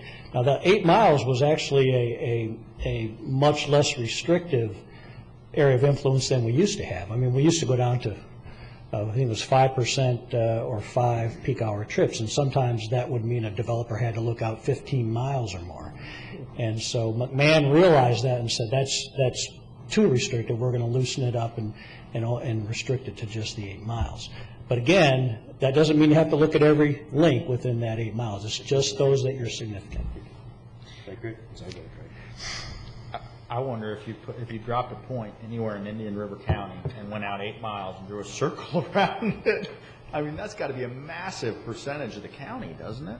Yeah, but you're... I mean, certainly if you put it anywhere in the urban service district, which is all we're talking about, any point in the urban service district, if you put a point there and took your protractor and went 8 miles out, I mean, it would be the majority of the urban service district, wouldn't it? I mean, that's a huge. But it's only taking into consideration where you have, and you're influencing it by 8 trips, right? Right, 8 on 2-lane or. So if you're influencing an intersection by 8 trips, 8 miles out, you've got one big development. Well, and our point was that if you have that much influence on any link or intersection, you should be looking at it. Yes, you should be. Because you are significant. Yeah. If you have less than that, but you fall within the 8 miles, then you don't need to look at it. Most projects aren't going to have eight you got to keep in mind that when these traffic engineers set up a model and they put their traffic in percentages all along this model, it's a very easy thing to do to quickly do the calculation and say, all right, here's my area of influence, 8 miles, but by the time I get out to 2 miles, I'm not significant anymore. And then they stop the calculation. They don't go any farther. It's just a starting point for your area of influence. That's all it is.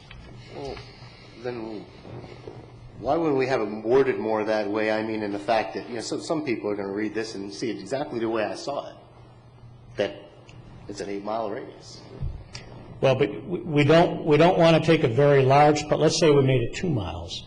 We wouldn't want a very large project to look at it and say, well, I only have to go out 2 miles. Beyond that, I'm home Well, then free. maybe I think we need to reword it a little bit better so it can encompass all these projects. I mean, so it's just not focused on the worst case scenario. I mean, it can show these other people, because when people look and when they read this in Brevard or St. Lucie County, it's not written in this language. It's got a 2-mile radius written in it. Well, I think that's why I think that the problem with that is that we have to be competitive with other counties. Yeah. If we want to bring development in Indian River County, we want to bring jobs, bring business, we have to be competitive.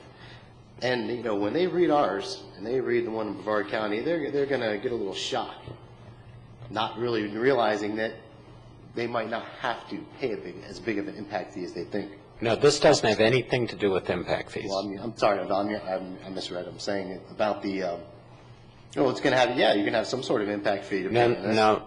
No, impact fees have nothing to do with the impacted segments. It's a concurrency issue. Pardon me? This is a concurrency. It's a concurrency issue.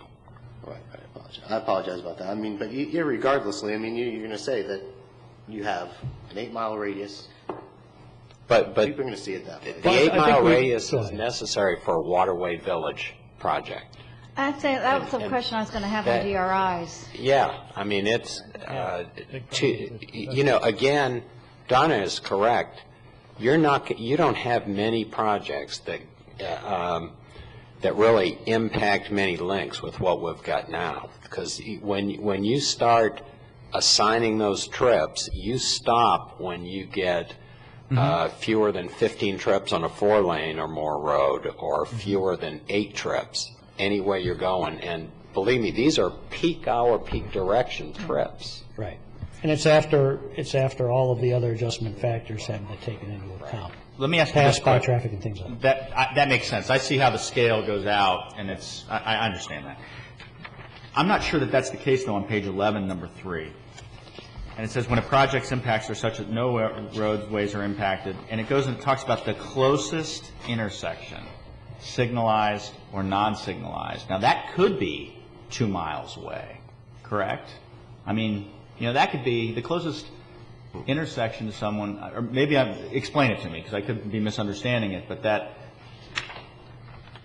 we're talking about impacts, we're talking about concurrency, and we're talking about the nearest intersection, where the nearest intersection could be a long way away from you, and you really could not have much to do with that, but you're being held to the, what the status of that intersection is a mile away. Find anywhere there in a mile, an intersection within a mile. Yeah, you might be right about that. Well, it's only looking at that one particular intersection or link, and the closest one is going to be closer than 2 miles away. I mean, in most cases, it's going to be a half a mile or even less.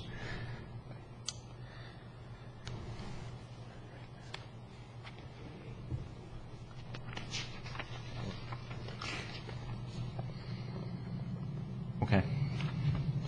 You're right. As a practical matter, it's just not going to be that far away. Most likely. This is the practical issue. This is the practical issue. Right. You're absolutely right.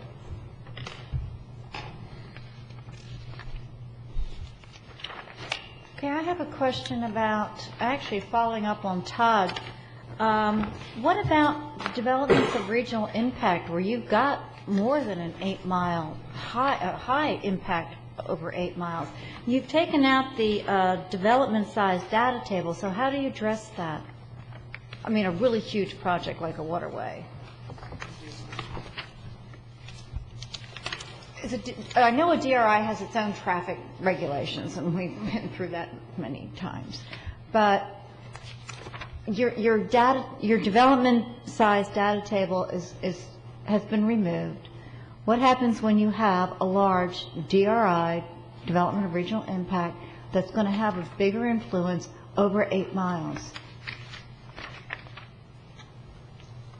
What are your how are you going to look at that concurrency? Well, and I'd have to look at the DRI rules, but I believe we can use the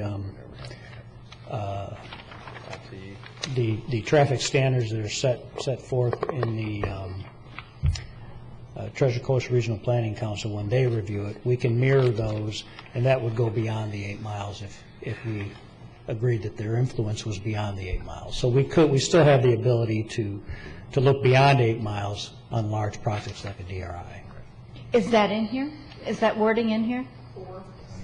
Thank you. Okay.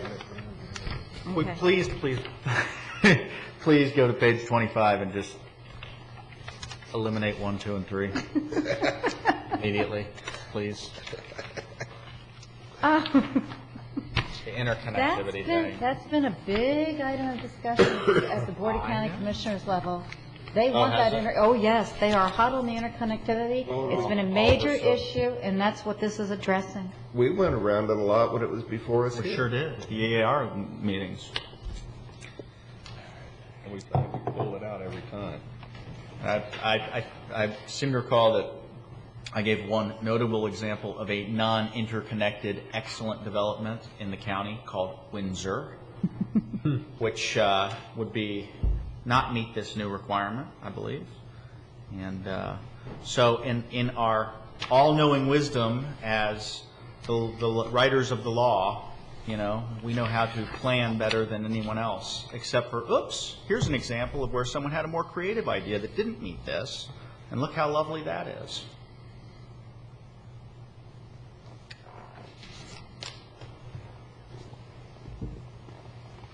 Kill it. We got plenty of land development regulations that make a lot of sense. This would not be one of them. This is a comp plan policy. We have to change the comp plan. Let's change the comp plan. This is a. I thought I was thinking when the comp plan came up, we did kill it. Did the county commissioner put it back in? Yes. I mean, I don't think it came out of here. Did it get put in above us? There was a lot of discussion here, and I think there was, and the only thing that I remember there being consensus on was pedestrian interconnections. Right. Fine. It's the vehicular ones that, and to try to come up with some instances where you wouldn't do it, which is actually where we have the exemption section here. I think we said things we could encourage, we would support. We like the idea at times, but we never would make it mandatory. Right. But I think I think it was, as was already mentioned, the board sees a lot of value, and there is a lot of value in connecting sites. And if there are instances where exemptions are warranted and you don't get the benefit, that's why we have an exemption section in here. There are instances, and I think the board has recognized this as well, where if you're creating a cut through an existing neighborhood, it's not worth the benefit. If you're dead ending into different things that won't actually go through, or you're creating an unsafe design or situation, that's the Green Book one. If there are any other exemptions that you think warrant, I mean, that might be a place to add one. How about if someone has a better idea than all of us up here? Like Windsor. That's a better idea. There's not an I can't see under any of these exemptions where Windsor would qualify unless you can point it out to me. I think probably to the north and south of Windsor, unless you had some kind of shared frontage road like some projects on the island have had before you get into the gated part of the project. I think they would probably have some design solutions there because they're a large enough project to do it. But you would have constraints on the ocean side of Windsor because there's just not enough room. You're talking about land constraints. You're not. Yes. That's just that happens. What if someone wants to do something similar or some whole new creative idea that we haven't thought of? That's not constrained by those types. Those are site-specific issues. Those are not the exemptions here. I'm just telling you that. If you think it's a good idea, encourage it by allowing people to have reduced impact fees or some other thing. But by making them do this, you are precluding the creativity of mankind to create something better than our all-knowing minds can come up with. And we already have examples in our county where people have done it. And this is a mistake not to allow people who are more creative than us to come up with ideas. We're straitjacking them into a model of development that we think is the best, and we have examples right now where that's not true. It's just an error. It's just an error that should be removed. Or there should be an exemption that's so wide that we can all drive a truck through it if we want to. Does this apply to PDs? Yes. Okay, so if Windsor came in, this would apply to them as okay. Yes, this is in the traffic section for that reason, because a lot of the site plan and subdivision, the PD ordinance, basically refer to the traffic section. I mean, if you add under the exemptions, if we add a D that's a vote of the Planning and Zoning Commission, we can exempt it on our own.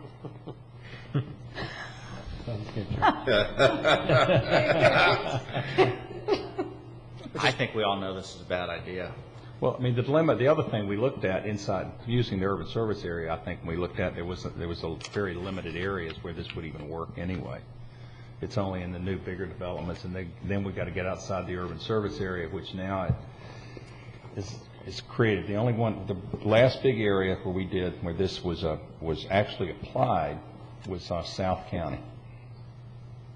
We have not been able in these 5 and 10 or 20 acre, these smaller home subdivision areas. We're too far gone. Was my point. It'd been nice maybe years ago, but I think part of what we realized is there's such a small amount of area that was where we could develop it. It's going to take a lot of area to do it. And I tend to agree with Sam. I think that you need to have some way. What you all are doing, and I know that this is from a planning standpoint to get it done. It's necessary in your mind is you've got to force it. And the same discussion we've had year after year, and I don't think most of us don't want to do it. Yeah, and I can tell you why the board wants to do this. The Bennett MPO meetings have seen our long-range transportation plan. They don't like 4-laning roads. They don't like 6-laning roads. And what happens is when you don't have interconnections, and you have median divided roadways, you have two properties in adjacent subdivisions that aren't interconnected, and sometimes you have to go 2 miles to get there. And I can tell you the board was looking at the fact that we want a development pattern, a development scenario, we want development rules that will reduce the need for us doing 4- and 6-lane widened roads. And that's why they did it. The Regional Planning Council's given some presentations, and it's perfectly clear. You have interconnections, you have more roadways, you have more choices. You're not going to have to do 4- and particularly 6-lane roads. I would personally be more sympathetic and empathetic to this if you finish the grid of the roadways we've got that are not in place now. 66 to Oslo, connections of the road streets that we have now. If the grid worked, we wouldn't be doing all that 4-laning. It's not the interconnection of these neighborhoods that's the problem. No, we still need to do that. And you're talking mostly roads that are outside the urban service area now. Well, I'd go along with Sam. This, in my opinion, this is out. Well, it's a comp plan policy, and it has to be in the LDRs now. Well, can we make a recommendation to the county to change it to the BOCC?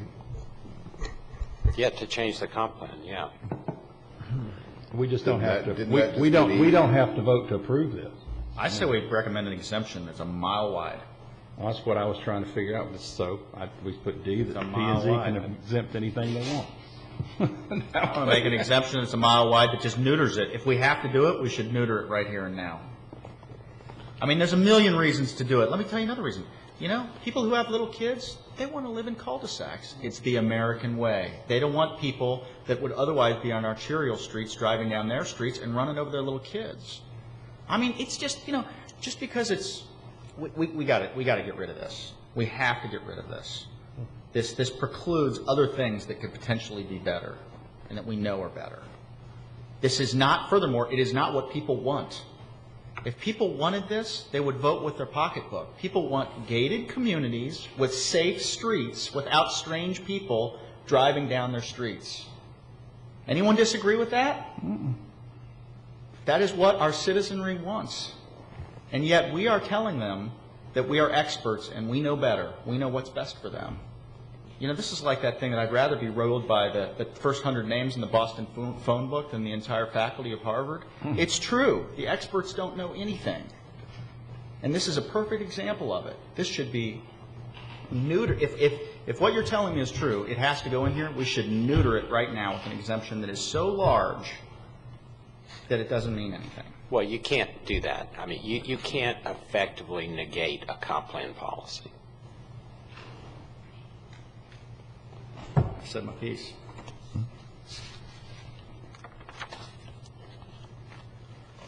said my piece.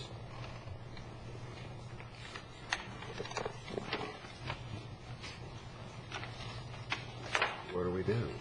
Well, 3C, any new development could come in and design that exemption into the development.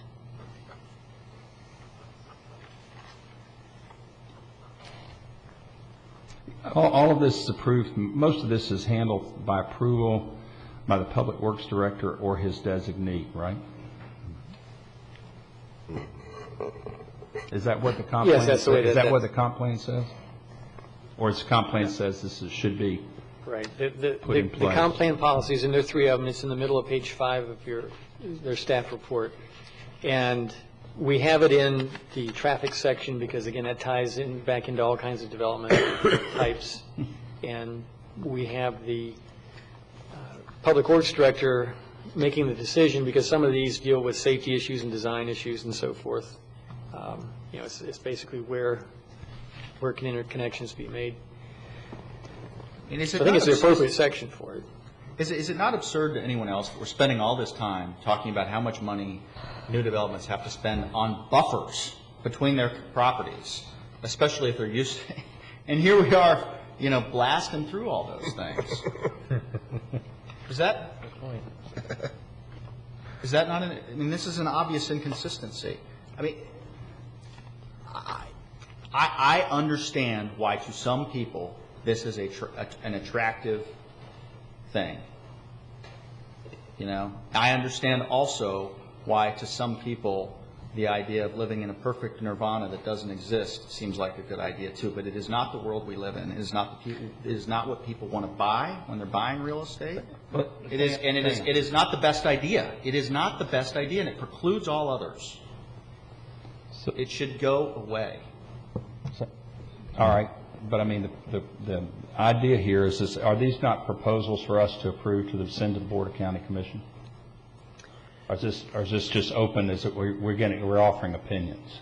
Well, I mean, we're getting your input tonight, but eventually you all will make a recommendation on these and other LDRs to the Board of County Commissioners. And you have to keep in mind that if you have a comprehensive plan policy in place, it has to be implemented, or you change the policy.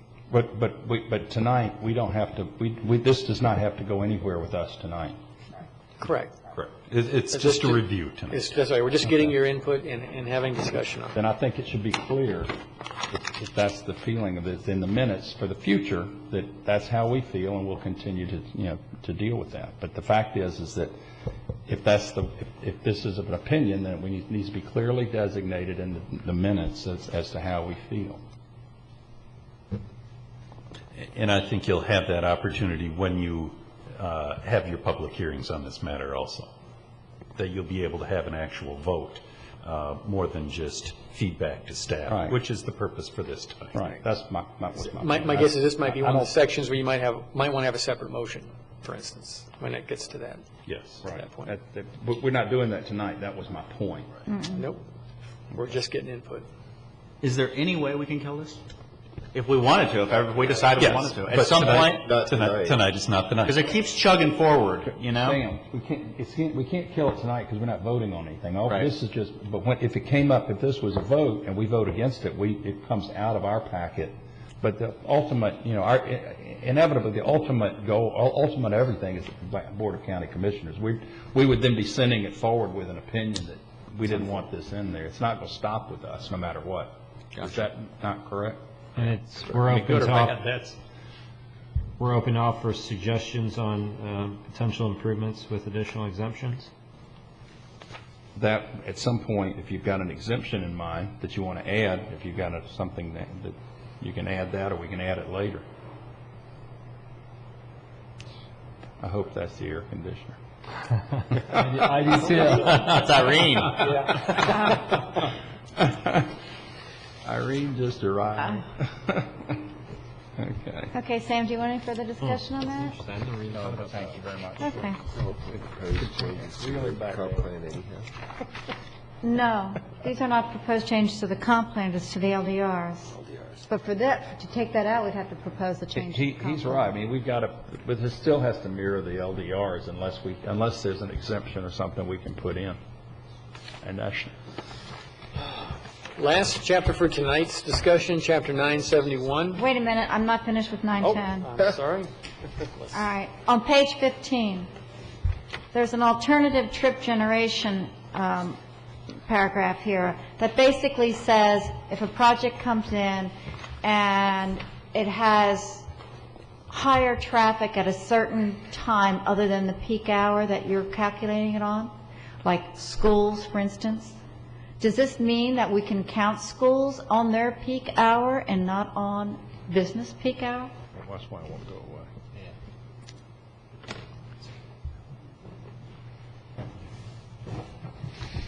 Good.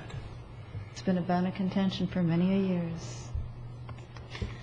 I think that this is more of a site-specific, Well, that's pretty Trip site-specific generation. if somebody comes in with a site plan for a school. but schools are not subject to concurrency. That's why Carol just left. In the clear. You didn't think I was going to bring it up with Carol here, did you?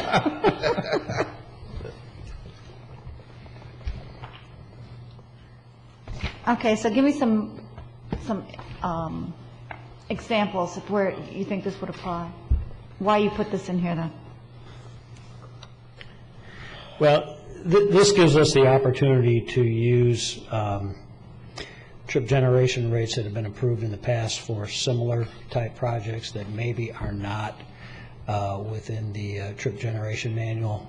I mean, it just gives us the option to look back and use previously approved rates. Now, some projects, when they come in and they propose a lower trip generation rate than what's in the manual, such as Waterway Village. Yes. Waterway Village came in and said, we think that the single-family peak hour trip gen rate is too high and doesn't apply to us because we're a specific type of development. And they went out and did a separate study of 3 similar type projects, and they said, look, we're at 4.4 trips per unit, not 6 or 10. And what this would allow us to do, this Section B would allow us to use that for a future similar development.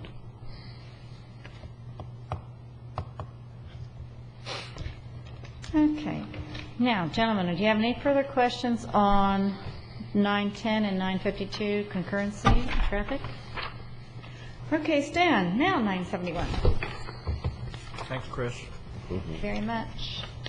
Chapter 971 is where we have specific land use criteria for conditional uses. And so if a use is an administrative permit or special exception, this is the section you go to for specific criteria, above and beyond normal site plan criteria. And we have some proposed changes to some of the uses in here. Fish farms is one. The type of impacts we looked at with petroalgae, we thought it'd be good to put it in the code. Commercial kennels, we kind of had a not success story, Top Hat and Tails, and a success story, Paw Prints. You may remember back in 2009, you all approved it with conditions. That's the kennel out west of the Point West golf course.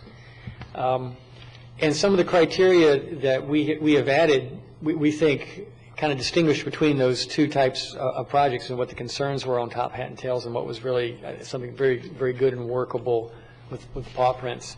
One is requiring supervision when the animals are outdoors, setting a parcel size minimum of 200,000 square feet, which is the minimum in the A1 zoning district, and requiring animals to be in a completely enclosed building from 10 till 6 and not have kind of open-ended kennels, have a lot of noise concerns with the Top Hat and Tails design. And this last one here, very important that there's a locational requirement. Because there are some areas that are zoned agricultural, but there's some older pre-existing lots that are less than the 200,000 square foot size. So you could have a kennel going in next to an older area that has 1 acre, half acre, third acre lots. And those are some of the real concerns with top hat and tails. So that was one of the locational criteria that we added there. I'm going to go ahead and just go through the rest of the changes and, again, just go back to anything that anybody wants to talk about. We're proposing updating criteria for schools and actually putting in another option for a developer to trade off buffer for setback area. We saw that. I think we've had some examples of that being something we'd like to have. We haven't ever had a hunting and fishing lodge use since I've been here, but if we get one, we thought we needed to have the criteria a little more clear.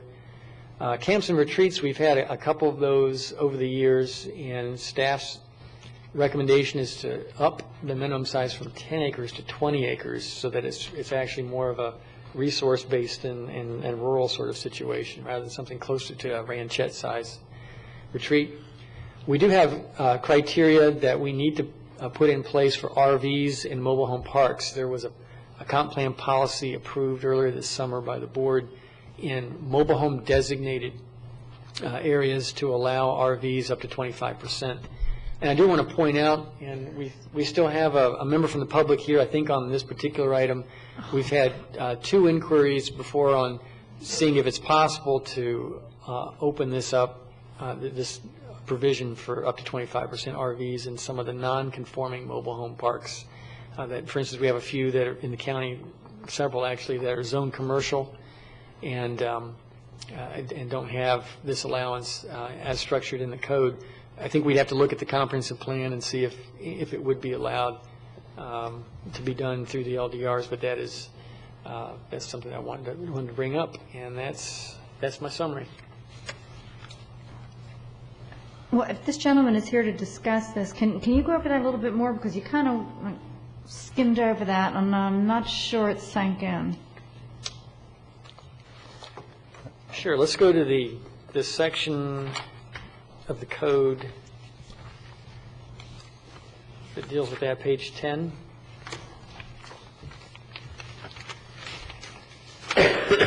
And this is an allowance that was set up by a comprehensive plan amendment that added RVs as an allowable use in our comp plan policy dealing with mobile home rental park designated areas.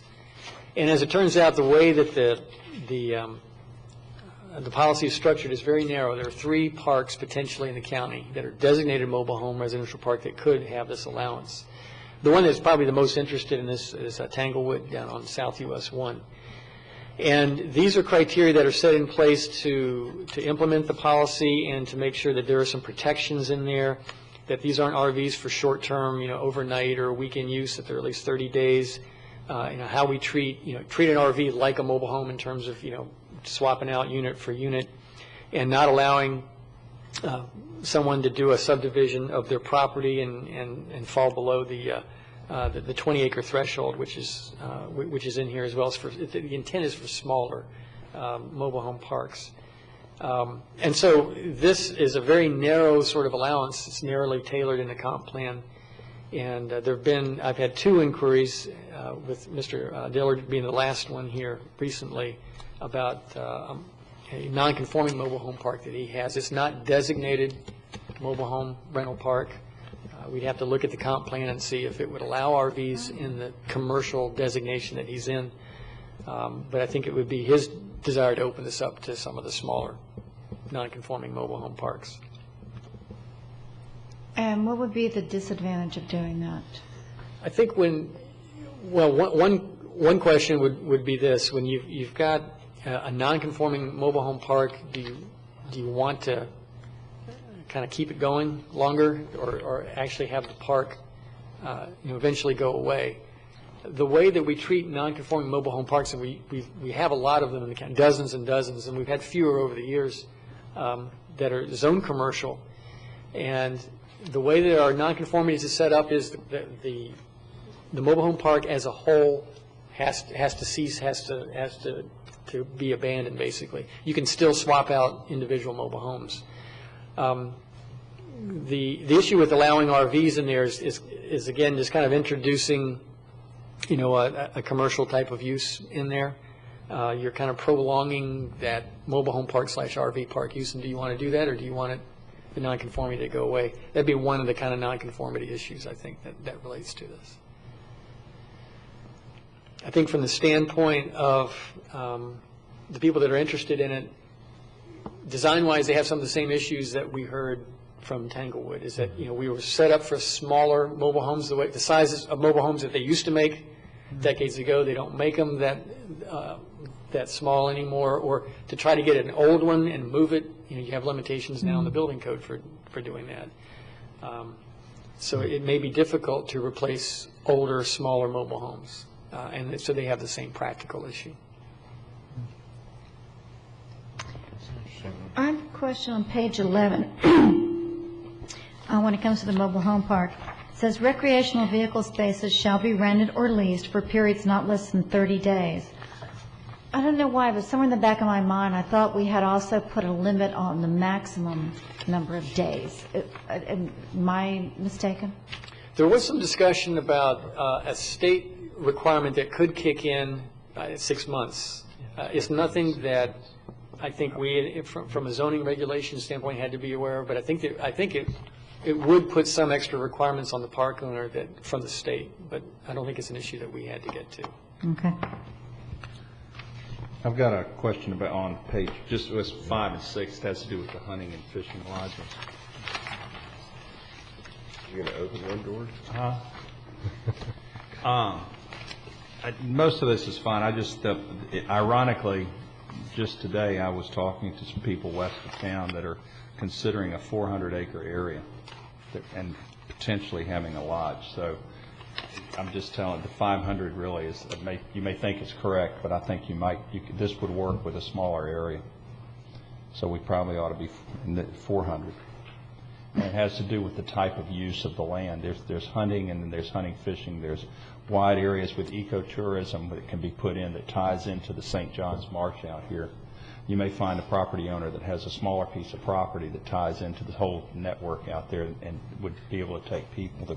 The other part leads to, which is number 2, the lodge accommodations, overnight stays not to exceed 4 persons per acre on the project area. It's a project area, like if he had a 500-acre hunting spot, are you talking about 2,000 people? Or are we talking about a 5-acre?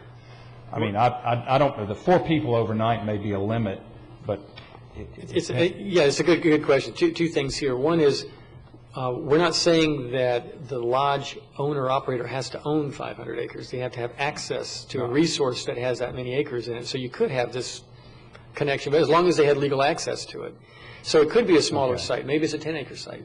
So if he, so I mean, he and so you want to put a limitation on 300 and has access to something that you're over. Right. We didn't want a de facto hotel out there. Then did I misread this? Have legal access to. Okay, so you're considering legal access if it's public water would be allowed. That's correct. Okay. It could be Blue Cypress, for instance, if they had legal access. So what about the questions of? But on the lodge itself, I mean, you're talking. What is the area? Are you talking about the 5 acres? Well, the ownership acre. It could be the project area. And again, if they had, let's say they had 20 acres on Blue Cypress. Okay, so we've got an overkill. You've got 80. You've got a kind of an overkill number there, really. But I mean, I just didn't want to see it limited to too small. I don't know that anybody would ever build anything for 80 people. The 4 persons per acre is what we use in camps and retreats as well.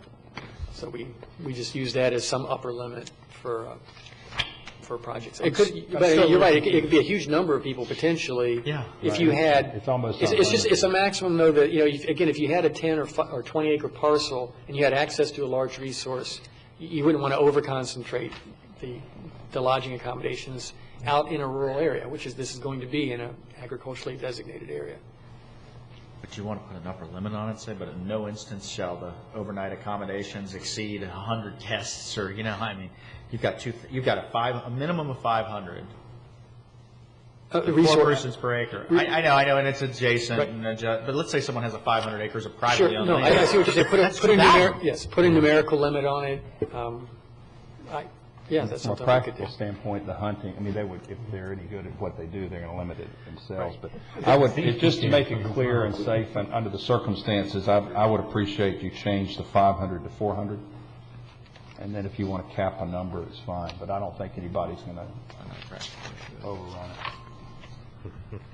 It's a backdoor way to have a big hotel somewhere west of town. Hey, now, let's not. You already thought of that one, didn't you? Well, we can look at those too. But 400 is a workable number. I've just seen it. And it's not going to happen, but I mean, it's there.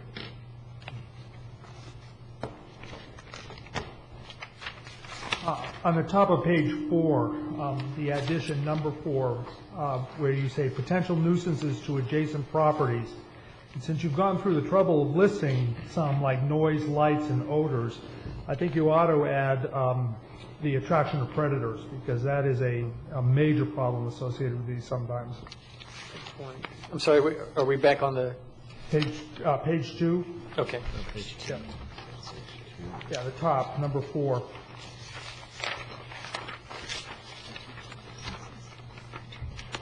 Yes, we can certainly address that. May I ask a question, Madam Chairman? Please, Mr. 5D1, page 5, D1. We're talking about country clubs and alcoholic beverage licenses and good times. And we've crossed out such establishments shall not be open to the general public. And I'm wondering why that was crossed out, because if it's not open to the general public, and maybe country club is defined, but that, otherwise isn't it just a bar? If it is open to the general public? Only as a guest. Right, that's really covered in our definition of country club, how members and their guests. That's essentially what we're dealing with, so we didn't need to, and we didn't want to limit that issue to just the alcoholic beverage. I mean, it's a definition of a country club itself. So the general public issue is handled in the definition Correct. of country club, so that we don't need it here. So That's correct. It's not a bar. Right, that's Okay, correct. I got it. Clear.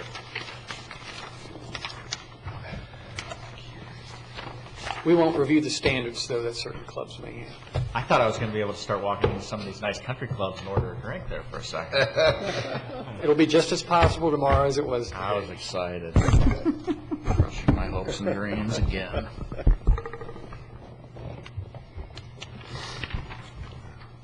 Okay. You got 2 more? Ready after that. Now, I'm waiting to see if staff is finished with planning matters. I think the gentleman would like to speak on the issue of the 25%. Did I miss my time to speak when he was talking about the... No, this is the time. They're actually inviting you to go ahead and speak. Pardon? They're inviting you to go ahead and speak now. May I have your name, sir? Oh, I thought That's you were okay, talking you're about it fine. earlier. Anyway, What is your name, sir? Robert Dillard And your address, Mr. Dillard? on the trailer park with the 30-day or more. What's your name and address? Your name and an address. The We need name- your address for Your the name and record. address for the record. There's, Where you live. where do I live? Yeah. Your name and your address. 7875 130th Street in Roseland. Okay. You're good to go. The address of the property is... It's different, that's fine. Anyway, it's a small trailer park that was developed in the early 60s or mid-60s. And since the hurricane, there's one empty spot there, and the cost efficient to try to get a mobile home put in there. So I tried to see if I could get on also with the 25%, which he was talking about earlier in the trailer park. So you're good with their recommendation? It's US 1 in Mobasso is where it's So located. you're okay with what they've recommended? Well, he's not involved. Huh? He's commercial. He's not in charge. Yeah, the way that this is structured, he's not included in this because he's not zoned for a mobile home park. He's not designated mobile home park. Could He's he a replace- non-conforming mobile home park. Could he replace that mobile home that he lost with another mobile home? Yes. But again, I think his issue is, finding a small enough mobile home. And if Sure. I remember right, Mr. I think this park consists of 5 mobile homes. So 25% would be Yes. one, There's one five. space would be. 5 RD. little single wines, right? Pretty much, There's yes. 4, and then one more would be 5. There's only 4 Used there to have for 5 the there. last 4 or 5 years since the hurricane. Okay. We understand your situation, and it'll go into discussion. Do you have any questions of us? Not really. Thank you for sitting through this entire thing, and your item was the last thing. But I will agree with him, when everybody gets their house built, they don't want nobody else driving on their roads. It's a popular God bless you, opinion. sir. I've been in the construction business. He's a right-thinking American. Anybody who agrees with Sam is a right-thinking American.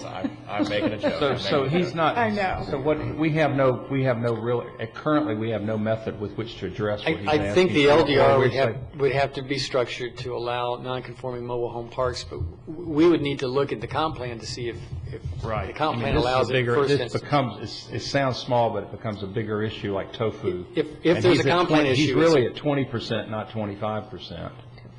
With 5, the 1 is 20, not 25. That's all he'd be looking at there. So, I But mean, it sounds, but then you have, then it's affect, what it affects on everybody else. I don't know how, you have to look at how many more are affected at the time, right?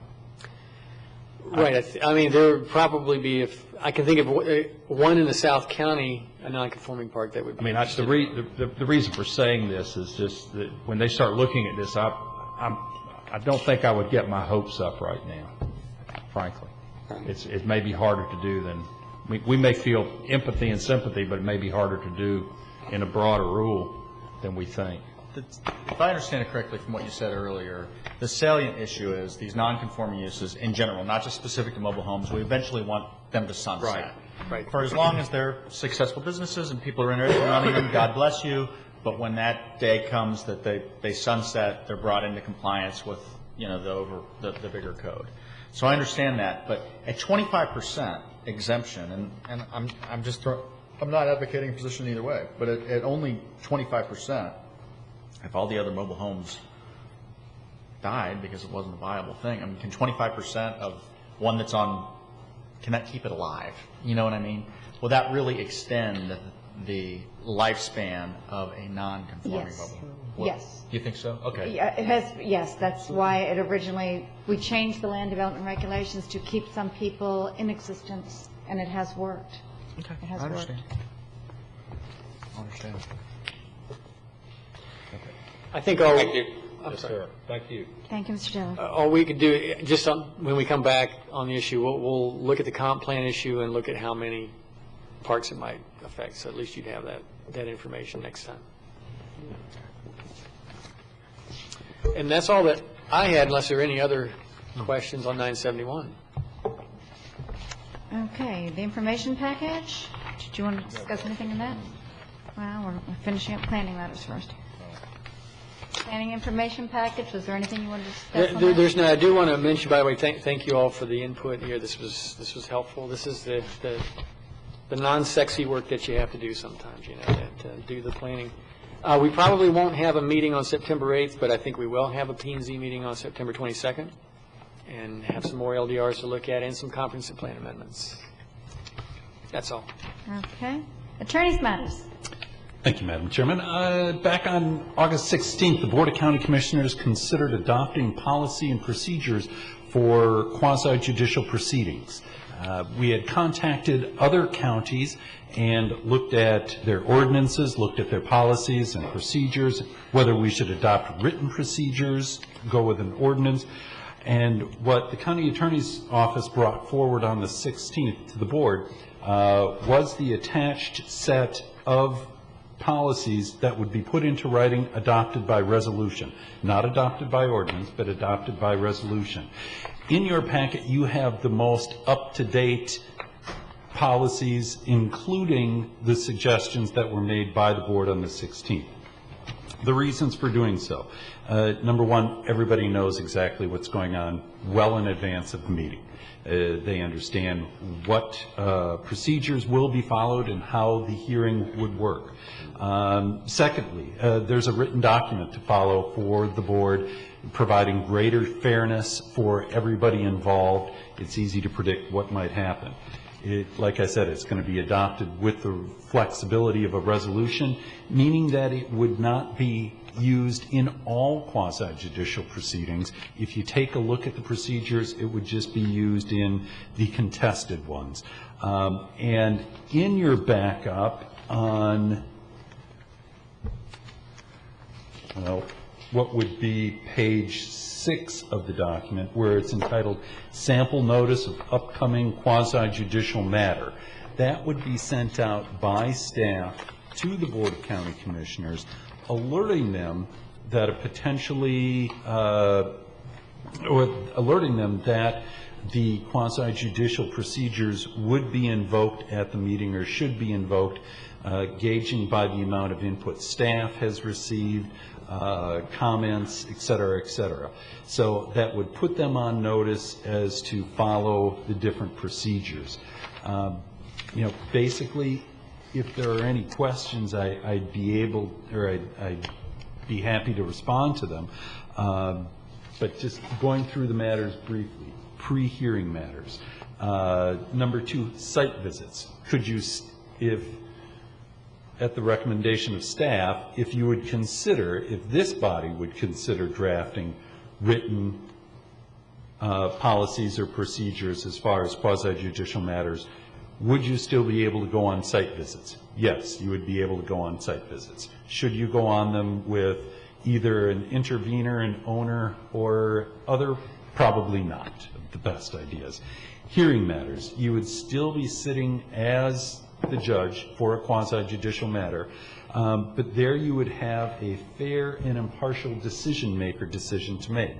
At times before a board member has approached staff or the county attorney's office and we said, look, this is a really good friend of mine. I don't want to vote in this particular matter. Does that rise to the level of a codified exemption where you must vote? No. But here, if you would be able to say that your mind is already made up, no matter what you might hear from the podium will not change your mind, as a judge that way, you could back out and say, I'm sorry, I can't be objective in my vote. I am going to abstain. And that would be something that I think might be used more frequently than the conflict of interest code that we currently have. Rules of evidence, would you all have to adopt the evidence code? No. It would be very relaxed. You as the triers of fact would be able to weigh the evidence and the credibility of the witnesses before you. Earlier I mentioned the decision that it must be based on substantial competent evidence. You can see that that is spelled out a little bit more particularly in the sections under the decision of the board. So basically at this point, it's a discussion item for the Board of County Commissioners. It's going to be brought back with the revisions that they offered to us on the 16th. If you want to consider adopting something like this, you are certainly free to do so. Is it a requirement? No. Does that mean we have to follow the sunshine law? You always have to follow the sunshine law. George. Why is it necessary? I mean, what's the perceived insufficiency of the current system that we would need to do this one way or the other? We don't have one.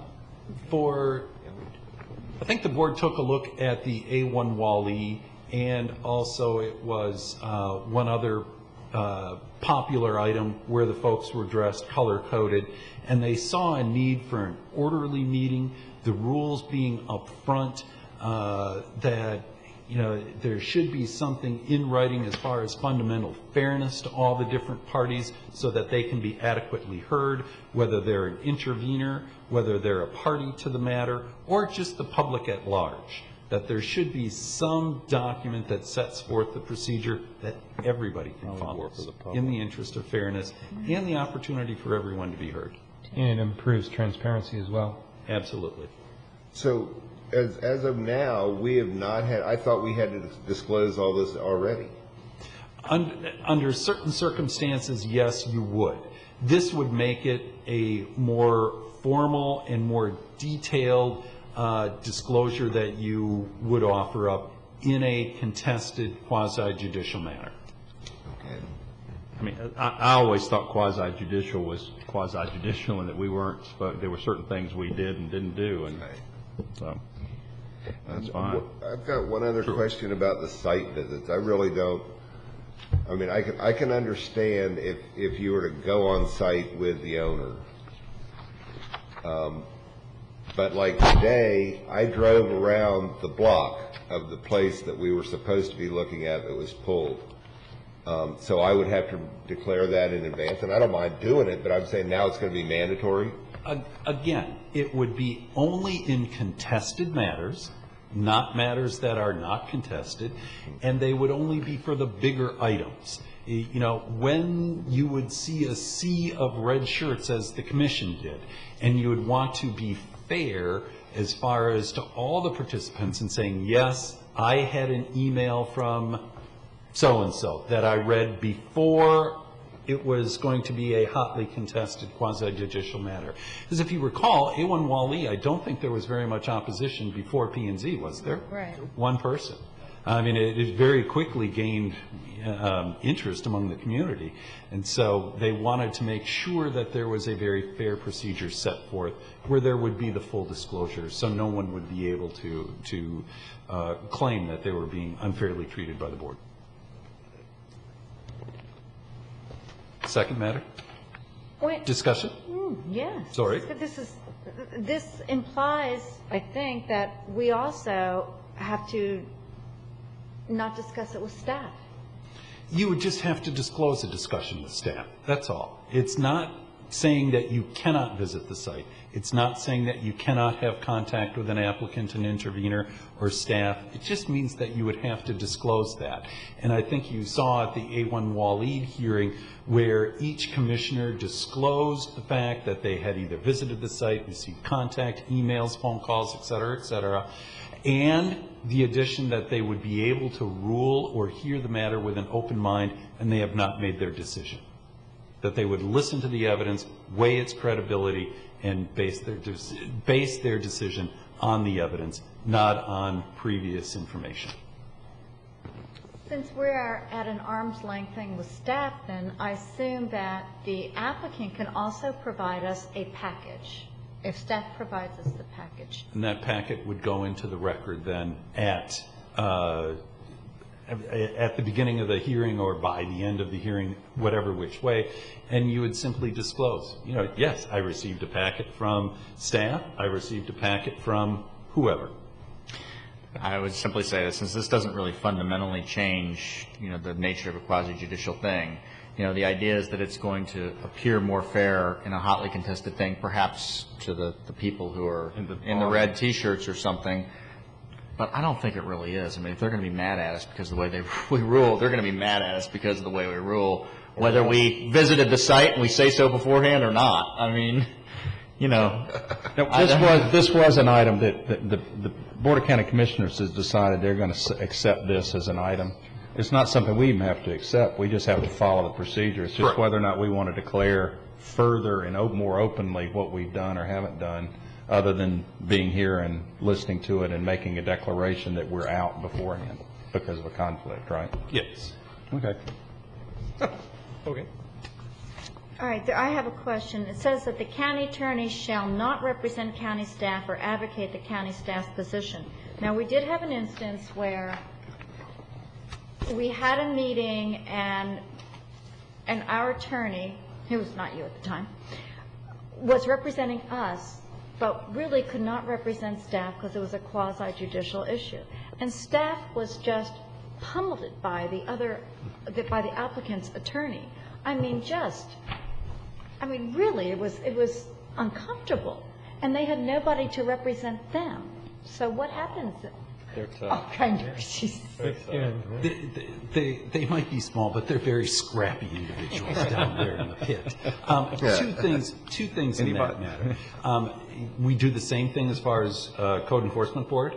The Code Enforcement attorney is a separate attorney who advises the board, and then the county attorney's office advises staff. If we would get into the situation where our office would only be able to give you advice or give the Board of County Commissioner advice, and staff would need legal representation, we probably would have to go to outside legal counsel to advise staff for that one matter. Do I think that has ever happened or could ever happen? Yeah, it could happen. It hasn't yet. The other thing, if you feel, and if you take a look at the procedures, if you feel that the decorum is such that it's unnecessary or they're being rude, the chair always has the opportunity to control the meeting.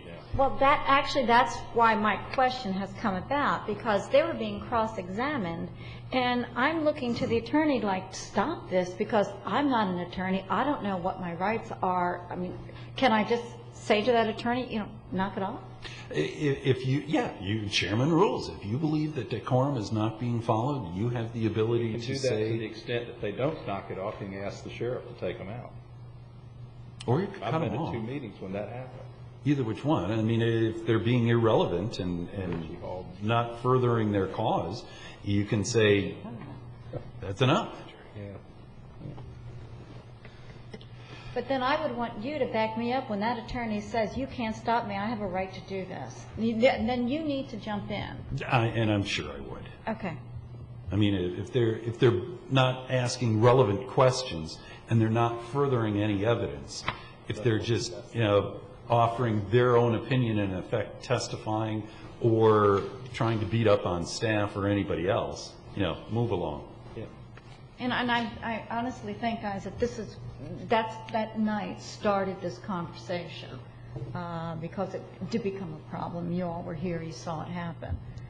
And the other thing that the rules are trying to establish is so that everybody knows they're going to be able to get their opportunity to offer their case in direct, cross-examine other witnesses, and in a relaxed setting as far as the rules are concerned. They're not formal rules of evidence. That's the one I'm doing. Okay. I'm okay with it. All right, so what do you want from us now? You want us to say, yes, we'll adopt these rules as the Planning and Zoning Commission and, have the same rules as the Board of County Commissioners work under? If you so choose, if you'd rather wait to see what the finished product that the board has, that's fine. bring them This back, might be you premature certainly then. can. Let's wait and see what they do. Yeah, I agree. Yeah, if you want, we will bring it back as an action item on a subsequent agenda. Yeah, no, that's fine. I would like to see what the board finally agrees to, and we'll see whether or not we want to adopt those rules here. Okay. Last. Are we done? Wait, review of committee member terms. The committees have been bantered about for the last 3 or 4 years. We eliminated a lot of the committees. We kept some of the committees. Now we went through another round of committee adjustments. It got to the point where office staff knew who the members were, but had no idea when their terms expired, if they should be expired, replaced, et cetera, when one began or when one ended. So what the commission decided to do was say, okay, we're going to start anew.